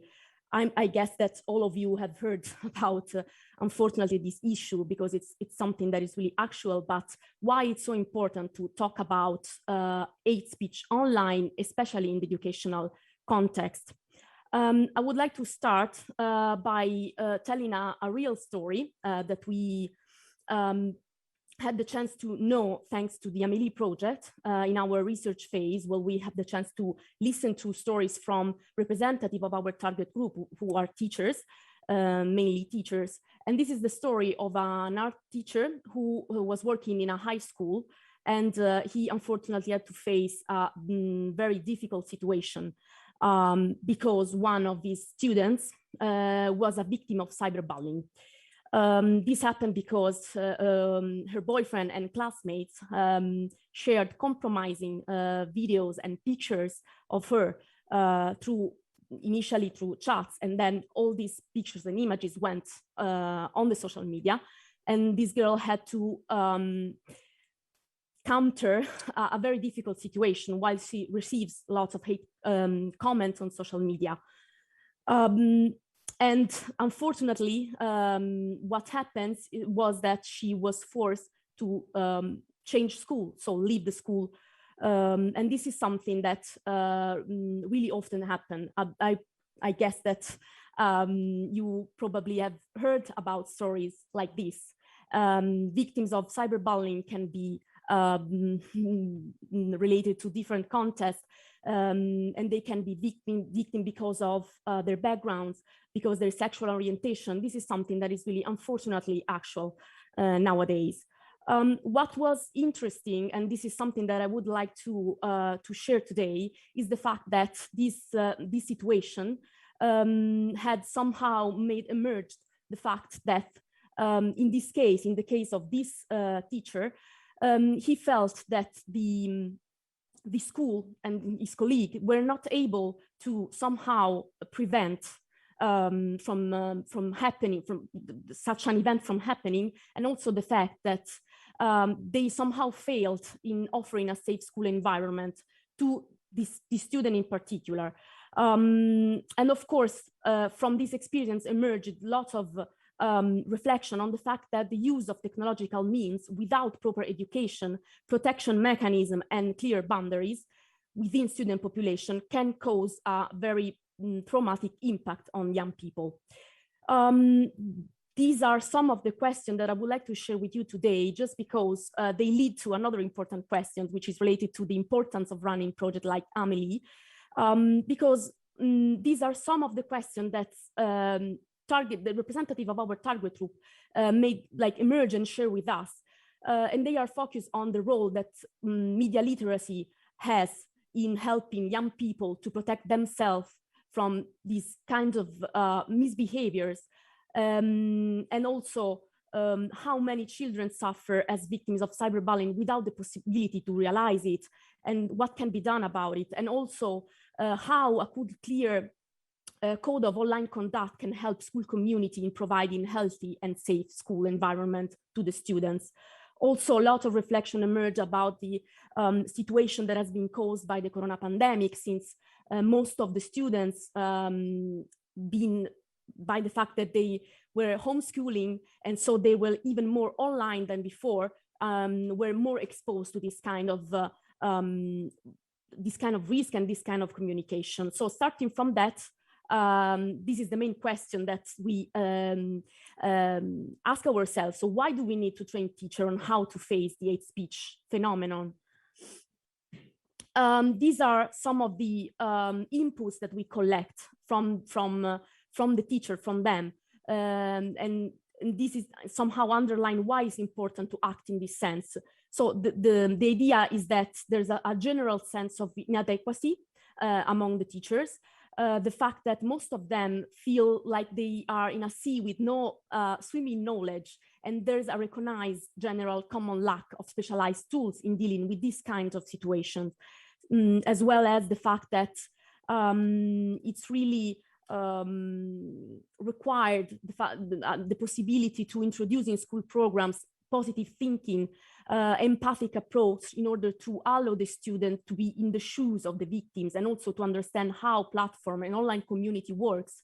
And the fact that if we are dealing with platforms that use algorithms, it's really difficult for young people, young students to be more open-minded towards new and different opinion, but they will be probably get radicalized on their perception and on their preconception. And last but not least, there's this gap between what the theoretical knowledge of what is right and wrong is and how we can actually deal with this issue in everyday life. So how we can translate theoretical knowledge into actions. Starting from this, the AMELiE project wants to meet this need and wants to answer to this question, how? These are some of the key words and key concepts that are part of the idea behind the AMELiE project. And going more precisely in detail, the AMELiE project, which is an Erasmus plus K2 project, once now it's clear to provide teachers of all level and representative of school communities with an innovative methodology and approach to counter the phenomenon of online speech. And how? By promoting the exchange at the European level of good practices in schools in field of the fight against the online hate speech, by producing a training course for school education professionals, which is based on the adaptation of two good practices that have proved to be effective over the past years and that have been brought inside the consortium by two of our partners, Parole Ostili and HOU. And also by creating a platform for peer learning and crowd searching where the users, so the teachers, the target group of the project will be able to train themselves, of course, thanks to the help of online mentors, but also to discuss relevant cases, exchange ideas, exchange good practices, and also carry out bottom-up activities and initiatives. Because one of the expected results of the AMELiE project is that the teacher will be able to bring the methodology, the AMELiE methodology, into their classroom. They will be able to promote bottom-up activities with their students, such as social media campaigns, communication campaign, in order to actually involve also the students, but in general, the school community. The output that this project will develop are a training course on countering online hate speech, a virtual school network against online hate speech, and policy recommendations. So there will be a document where the information and about the impact of the project will be collected in order to be shared with relevant stakeholders on the occasion of the final multiplier event. All of this will be possible thanks, of course, to the cooperation of all the partnership members and also the school who are associated partner of the project. So as you can see, we have 6 partners from Italy, Greece, Belgium, Germany, Romania. And also I would like to just spend a few words about the platform. The platform, which is one of the output of the AMELiE project, is still, we are testing it. We are testing the beta version of the platform, so it will be soon available. But just to give you an idea of what the teacher will find inside this platform, I would like to share some essential section of the platform. So there will be the chance for the teacher to create their own profile and customize it. There will be a dedicated section to training materials where you can see the materials will be divided according to the age of the students they address. And also inside each section, it will be possible to see a detailed description of the activities that the teacher will run in their classroom. So details about the timing, tips, and also additional learning material that they can find. And last but not least, of course, groups and forums, since one of the main objective here is also to exchange ideas and good practices. There will be the chance to do that through the national forums, but also forums that are open in order for the teacher to be in contact with teachers from all over Europe. This is where you can find us. So the AMELiE project website, where you can find all relevant information about the project, but also about the platform, and the social media pages, of course. So Facebook page and Instagram page, which are very, I can say, active and full of contents, also topic related contents. And that's it from my side. Thank you. Wonderful. Thank you very much, Chiara, for giving us an insight there. Yes, a round of applause, I think, is necessary there. For giving us an insight, Chiara, into the AMELiE project, a project with many benefits, of course, not just digital, but social as well, which gives it an added pertinence.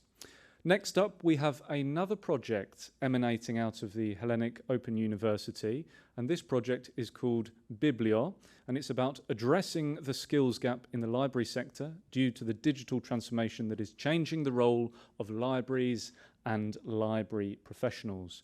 And to tell us a bit more about this project, we have Eleni Georgiakakou, Project Manager and Researcher at the DAISY Research Group at Hellenic Open University.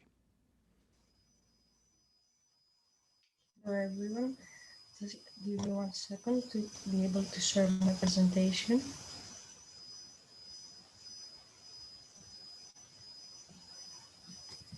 Okay, so first of all, I would like to thank All Digital for the invitation and for this opportunity to be able to present the BIBLIO project, a project targeting to address the skills gap in the library sector due to the digital transformation that is changing the role of libraries and library professionals. Quick overview of my presentation. I will just go over some basic elements of the project. I will focus more on the main activities and specifically to the BIBLIO Massive Open Online course and the steps forward of the project. The full title of the project is Boosting Digital Skills and Competencies for Librarians in Europe. It's an Erasmus K-A2 as well project founded under the Sector Skills Alliances, and it runs for 36 months. It will be concluded at the end of October 2022. A big partnership of sector representatives and vet providers from 5 countries, 10 members in total. And this is in order to facilitate the general objective of the project, which is the development of digital skills and competencies for library professionals by introducing the concept of digital transformation through the sustainable cooperation between exactly these sector representatives and vet providers. A few words about how the BIBLIO project was built and conceptualized. Even from the proposal phase, there was this realization, of course, and preliminary identification of the skills gap in the library sector due to the digital transformation. And the question was how to address this gap. This is how the BIBLIO project idea was built and all its main activities. For the main activities of the project, we began with a bottom-up approach in a multi-method research design using both qualitative and quantitative research tools. Specifically, we used desk research, we conducted a desk research, a survey, in-depth interviews, and vet practice interviews, and in order to identify exactly the specific gaps.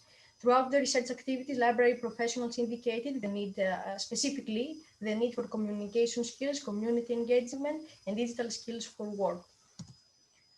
Built on the results of this research procedure, we came to the results, which was the training, needs identification, and 2 profiles, 2 emerging job role profiles that they were developed by the consortium.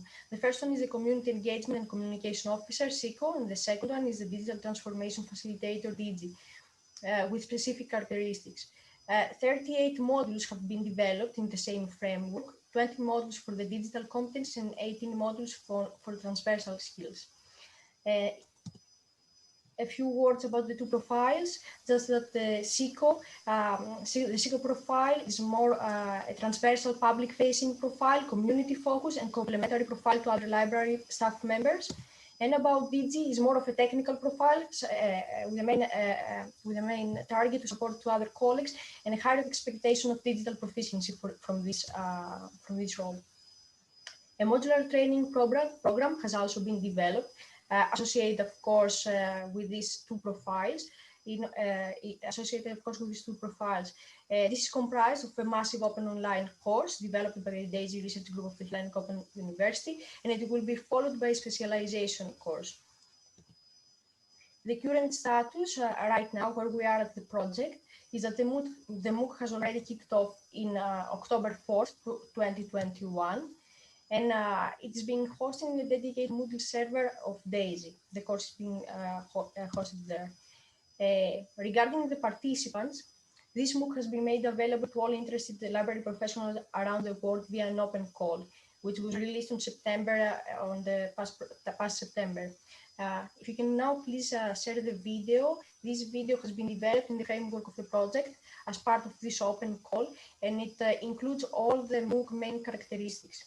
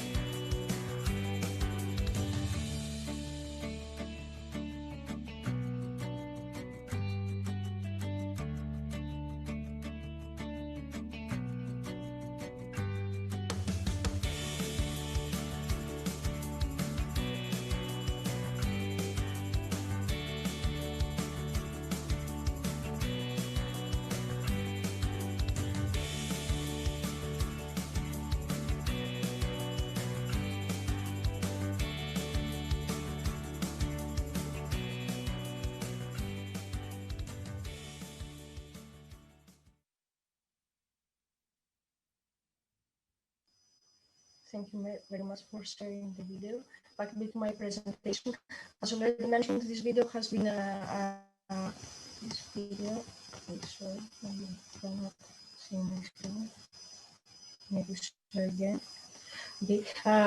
This video has been developed in order for the MOOC enrollments.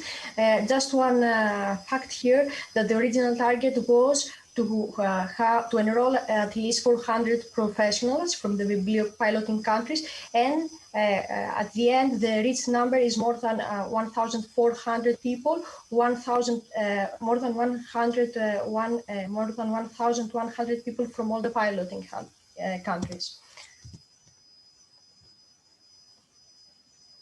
about what will the MOOC learners achieve. You already saw this information in the video, so they will be teeth for these specific skills and competencies, and they will be also introduced to webinars with experts every Monday for the specific modules developed.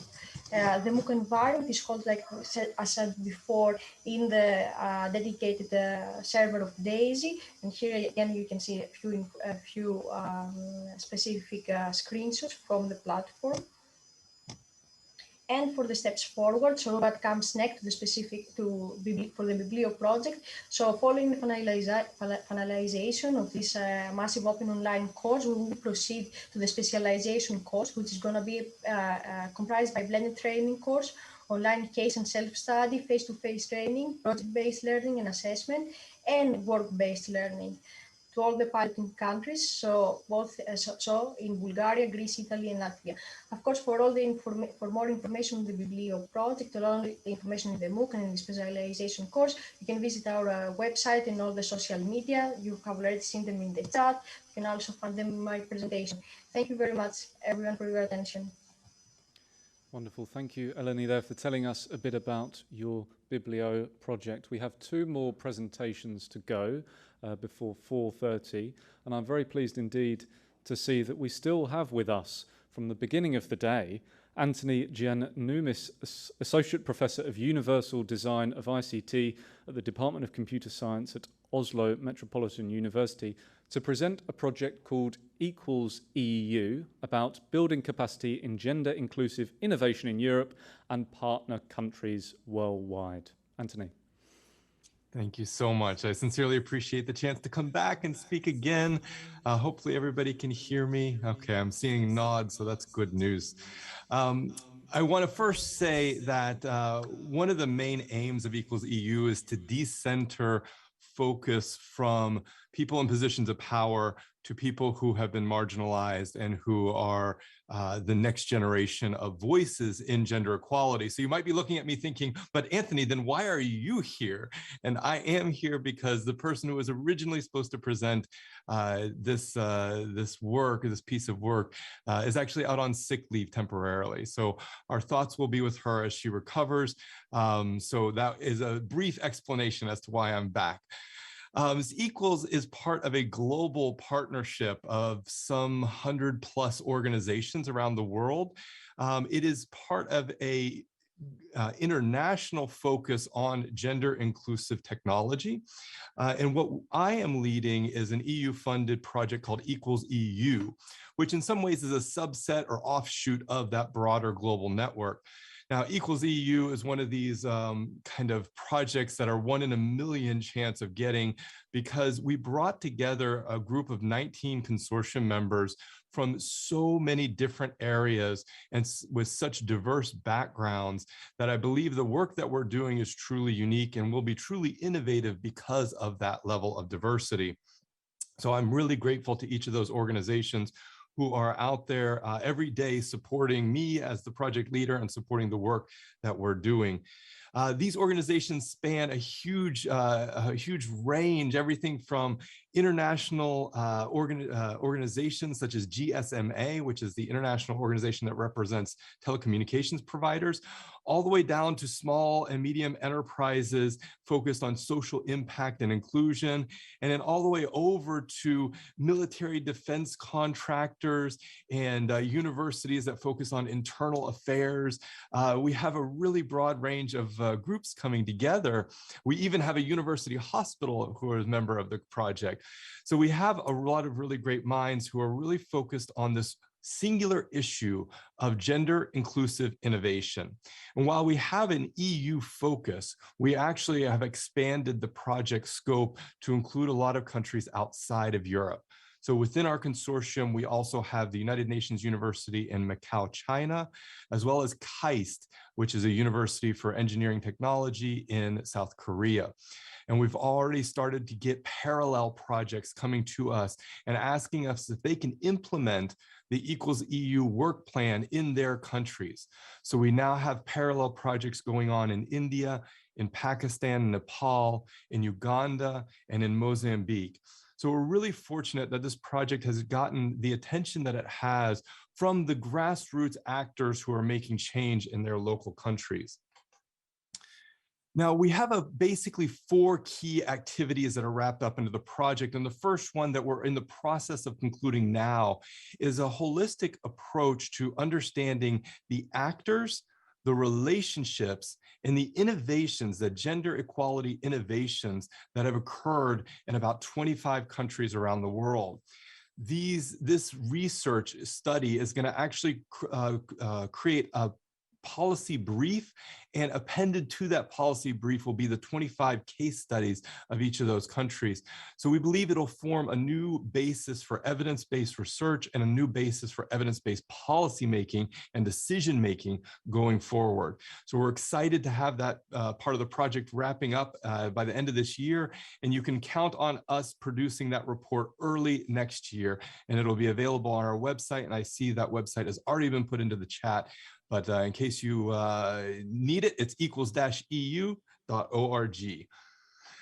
Second key part of the project that we're going to be moving into next year that I'm really excited about is actually running a series of innovation camps and hackathons in those same 25 different countries, plus the parallel sites. These innovation camps and hackathons are designed to activate new voices in the innovation ecosystems within their countries. And these aren't your traditional hackathons or innovation camps in the sense that we're trying to set up this big competition. These innovation and hackathons are really set apart because they are more collaborative in nature and they're more focused on designing solutions as a group rather than trying to win a grand prize.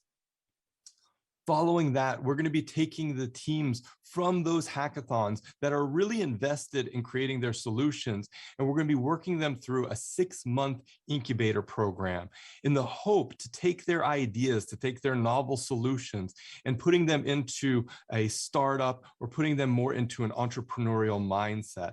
So those individuals that participate in a hackathon will be rewarded in the sense that they'll be able to participate in this online incubator program. And then the capstone to all of this is going to be a month-long leadership boot camp where we'll be going to 3 different sites in Europe. And the candidates for that boot camp will be learning about how to become the future leaders in gender equality in Europe and beyond. So we're really proud of this project because it doesn't just seek to kind of expand the range of services and activities that are available, but instead to lift up and to elevate the voices of marginalized groups and to find ways of building a future in terms of the leadership and in terms of the individuals who have the capacity to change the face of innovation in their countries. So this is the basic structure of the project. I would invite everyone to please reach out if you have any interest in this kind of work. We're always taking on new people to collaborate with, new people to create synergies with, all the other project leaders who have already presented. I was so excited hearing your work, and I would love, love, love if we could have a meeting to kind of explore these collaborations. But anybody in the audience that wants to work with us, it would be a joy and an honor for me to have that opportunity. And you can learn all about the work that we're doing at our website, equals-eu.org. And that's my 5 minutes of presentation on this wonderful, wonderful project. Thank you so much. Great. Thanks so much, Anthony, for joining us again this afternoon. Next up, and the final presentation of this afternoon, before we move on to the parallel sessions, we're very pleased indeed to be joined online by Pauline Boivin, Project and Policy Coordinator at Lifelong Learning Platform, and she'll tell us a bit about TRANSVAL-EU, presenting one of the largest European policy experiments on validation of transversal skills acquired through non-formal and informal learning. Good afternoon, everyone, and thank you very much for the invitation. I will tell you about the TRANSVAL-EU project. So TRANSVAL-EU actually initiated from a paradox that there is an increasing demand for transversal skills from employers, but at the same time, the integration of those skills in the validation and in the guidance processes, provisions and policies is still very low. And so that's the gap we want to close with this project. It's really to better integrate transversal skills and competence in validation. And for those who not know the definition of validation, this is the identification, documentation, assessment, and certification of skills. The TRANSVAL-EU is a 30-month project. It started in March this year. It's coordinated by OEAD, an Austrian organization for education and research. And I work for the Lifelong Learning Platform, and we are co-leading this project. We have also 16 full partners as well as 13 associate partners. So it's a huge consortium. And I must say that also All Digital is one of the partners. And we also have a very diverse partner from adult education, vocational education, social partners, researchers, and etc. And the aim of this project is to build validation and guidance practitioners' capacity on transversal skills. And I thought I wanted to highlight the two main digital dimensions in this project. The first one is how the process of digitalization of the validation and guidance provision, which, I mean, digitalization is a process affecting all parts of society and the economy, but we will look into more specifically the validation and guidance. And the second one is, of course, the digital skills can be considered as transversal skills in certain contexts. So the first digital dimension in the project is the digital tools and platforms that are used in the validation or guidance processes. As I mentioned, there are 4 stages in the validation process, and we find many examples of the use of digital tools or technologies. In the identification could be online self-assessment, documentation would be e-portfolios. In the assessment, we see more and more computer-based assessment. And finally, we can give an example of certification, which is open badges. In this first stage of the project, we did a lot of research about what is existing in the European Union. And out of 48 tools and methods that validate or are used in guidance regarding transversal skills, almost half of them were actually digital to a certain extent. We found tools that are a bit more complex, so games, applications, but also we have more simple tools such as online surveys. What we found is that in validation or guidance, ICT is mostly used to provide information on validation opportunities or to store qualification register, but it could be used a bit more and further with more complexity. What we recommend in the project is, of course, that validation and guidance practitioners benefit from more infrastructures, tools, but especially competencies in the validation or guidance process.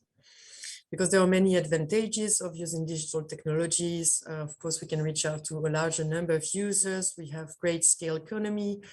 If you think of assessment, for instance, it also enables in the validation process to use multimedia, so to have audio, video that you can use in that process.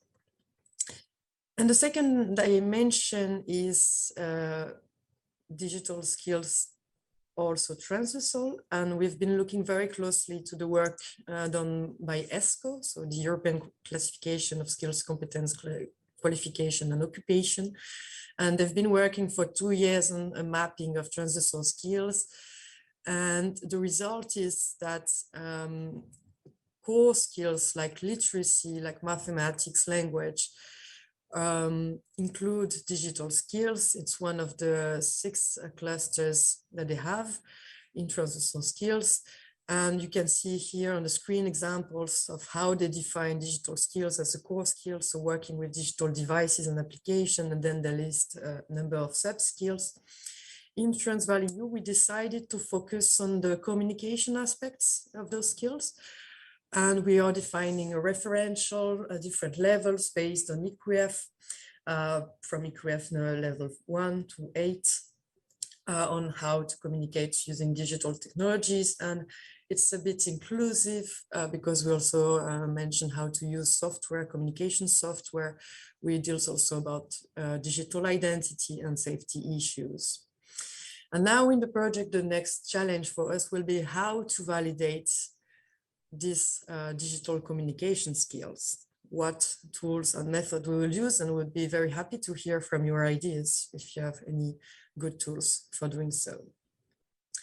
So this is an overview of the project. We did some research in the first month, and that we are already starting working on the curriculum development. So it will be a training program for validation and guidance practitioners on how to validate transversal skills. And it's very likely that digital skills will be one of them. Then they will experiment in their work the impact of being better trained and knowing better how to do this in practice. And we will evaluate this research, and then we will look at more the policy implications and recommendations that we can draw from this.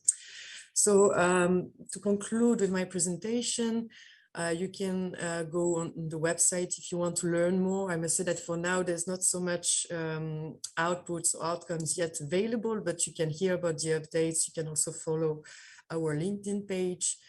And you can always write to us if you're interested and you have specific question or suggestion regarding digital tools for transversal skills.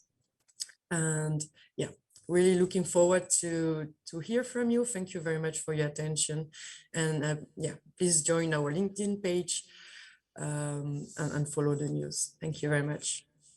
Wonderful. Thank you, Pauline, for your presentation there about TRANSVAL-EU, and as well to all of the other presentations as part of our lightning talks there. There were some really fascinating and insightful presentations that I hope can give us a bit more momentum now into the final segment of the day, which is the parallel sessions. Now they're starting to kick off now, and we have some interesting workshops on subjects including lie detectors, cybercrime, smart cities, and the DigComp Framework 2.0.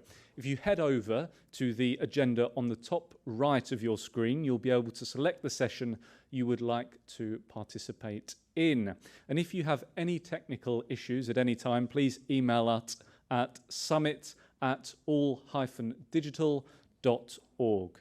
We hope you enjoy participating in these parallel sessions, and we will welcome you back here on the main stage at 5:15, where we'll hear some final thoughts at the end of day one from All Digital's Altheo Valentini and Peter Palvolgyi.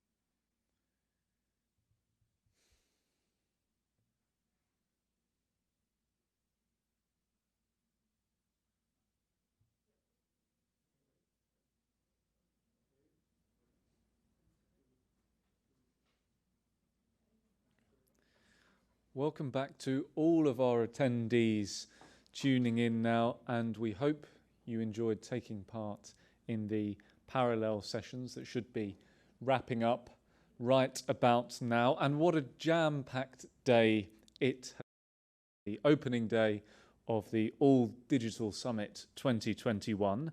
We've heard about the importance of digital skills and inclusion, the necessity of bridging the cross-generational and geographical divides when it comes to digital skills and capacity building, and some of the long-term risks of not accelerating Europe's digital skills transition now. Well, to sum up some of the key messages from today, let me welcome back to the stage All Digital's Altheo Valentini and Peter Palvolgyi.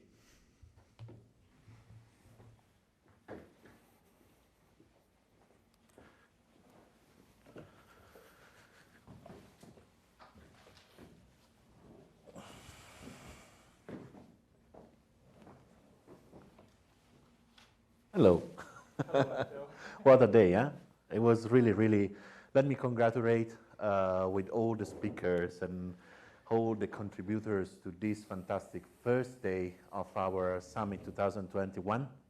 I really enjoyed a lot the whole program, and I'm expecting some more new inputs and nice inputs for the next 2 days. What do you think about today? I think it was very fruitful, and I would also like to thank our keynote speakers, the panelists,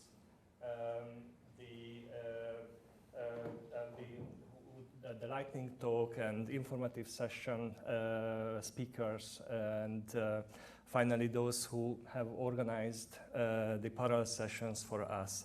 I think it was really a rich program, and I'm just looking forward to the second and the third day of the summit. Well, let's say that we also had the chance really to start our summit with a lot of important and relevant speakers today. We had a series of relevant quotes as well. I don't know if you want to start introducing them. Yes, and let's just focus on the keynote speakers, because we had so many speakers today that we won't have that much time to quote everyone. But Antoaneta Angelova-Krasteva was our first keynote speaker, right? And she was speaking about the Digital Education Action Plan and how it supports digital skills and high quality inclusive digital education. And I picked 2 quotes from her, both related to digital. She said, "It's also an opportunity to stress the incredible contribution all digital is making to developing digital skills in Europe. And you have been actively working in the past 10 years on ensuring that no one is left behind." I picked another one when she thanked for our contributions to the Digicom framework. She said, "The European Commission works on the digitalizations, and all digital participated actively to develop the Digicom framework since the very beginning." That's very true. Yeah, I was really impressed also by the fact that she accredited us for the support we give to our members, but especially to the teachers, the trainers, and the students all around Europe during the pandemic. So it was very nice to be recognized, our efforts in providing online resources. And also, almost at the conclusion of her speech, she said, "We need digital education that enables EU citizens' learning. We need inclusive, accessible, and high-quality education to prepare EU citizens to the challenges digital transformation brings." So we hope that we can contribute with All Digital in providing this support. I would like to continue with referring to the Commissioner for Jobs and Social Rights, Nicolas Schmit, who joined us today, and he was speaking about digital skills as an investment in the future. And let me quote him. He says, "Digital skills and jobs are an EU priority, and digital is everywhere. And over 90% of jobs require some level of digital skills. And there are 1 million digital vacancies over Europe that cannot be occupied because employers do not find digitally skilled employee. And he added, digital competence centers can play a very important role in the digital upskilling of the population. Yeah, well, it's was very relevant the fact that he focused also on basic digital skills when he said you cannot find a quality job without digital skills, but you need to have at least basic digital skills. So education, lifelong learning, upskilling and reskilling are key for the sustainable growth of the European labor market. And this is also something that all digital will care of. And lastly, let's talk about Giannoumis' presentation from Oslo Metropolitan University. I think we all enjoyed that presentation, that engaging presentation very much. He was talking about why universal design solved problems that we didn't know even existed. And he emphasized something like equality is not only not discriminating, but ensuring that everyone has a reasonable and equal chance to achieve success in the field they choose. That was also very interesting. It was a very long day though, but what about tomorrow and the day after tomorrow? Well, before that, let's not forget about the award winners. Oh, yeah, sure. It was really the highlight of the day, and thank you very much for also the board members and our advisory board members who contributed to the selection and the announcement of the winners. Let's congratulate them again. Tomorrow, we will have a dance day, and we will start at 1 o'clock. But don't forget about the speed networking opportunity, which will start at 12. And if you signed up for this session, you will have the opportunity to meet someone for a speed dating 5-minute period. And please take this opportunity as you would do as a normal face-to-face conference to hang around, have a coffee and chat. Tomorrow is STEAM education, and we have started to talk about it today. And we warmly welcome you to join us tomorrow. We're discussing increasing the adoption and impact of STEAM education by investing in a community of practice, community of stakeholders, and the professional development of STEAM educators. And we will have inspiring keynote speakers. Again, just mention a few: Anuska Ferrari from the European Commission, Professor Anastasios Mikropoulos from University of Vienna, Eric Bohlhausen from the agency, the European Education and Cultural Executive Agency. And we will have the STEAM own project partners joining us, some of them on site here in Brussels. They're coming from Greece, Italy, Romania, and Spain. And we will also have representatives of other parallel running projects which are dealing also with STEAM education. Very good. So I cannot really wait for the program tomorrow and to learn more about STEAM, which is also one of our key priorities. So it will be very, very nice program. Exactly. It's one of All Digital's pillars among 5 other pillars to focus on STEAM education and empower STEAM educators. And let's not forget about the marketplace. More than 70 booths, virtual booths are there. Please take the opportunity to visit them, and there is still time to set up your own if you wish. And there is still time to join our platform, right? So everyone can join at any moment. Exactly. Registration, now we can tell it's still open. Anyone can join any moment, and we welcome you to join us on the platform. So thank you very much, and see you tomorrow for the second day of our summit. See you tomorrow. Thank you very much.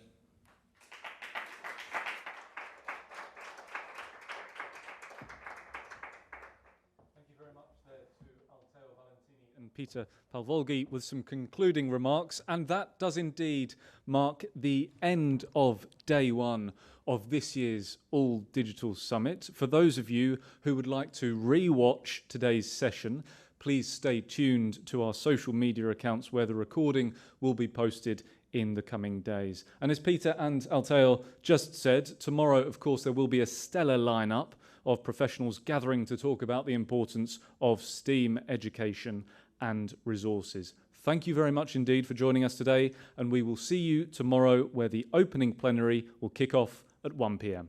Thanks very much again.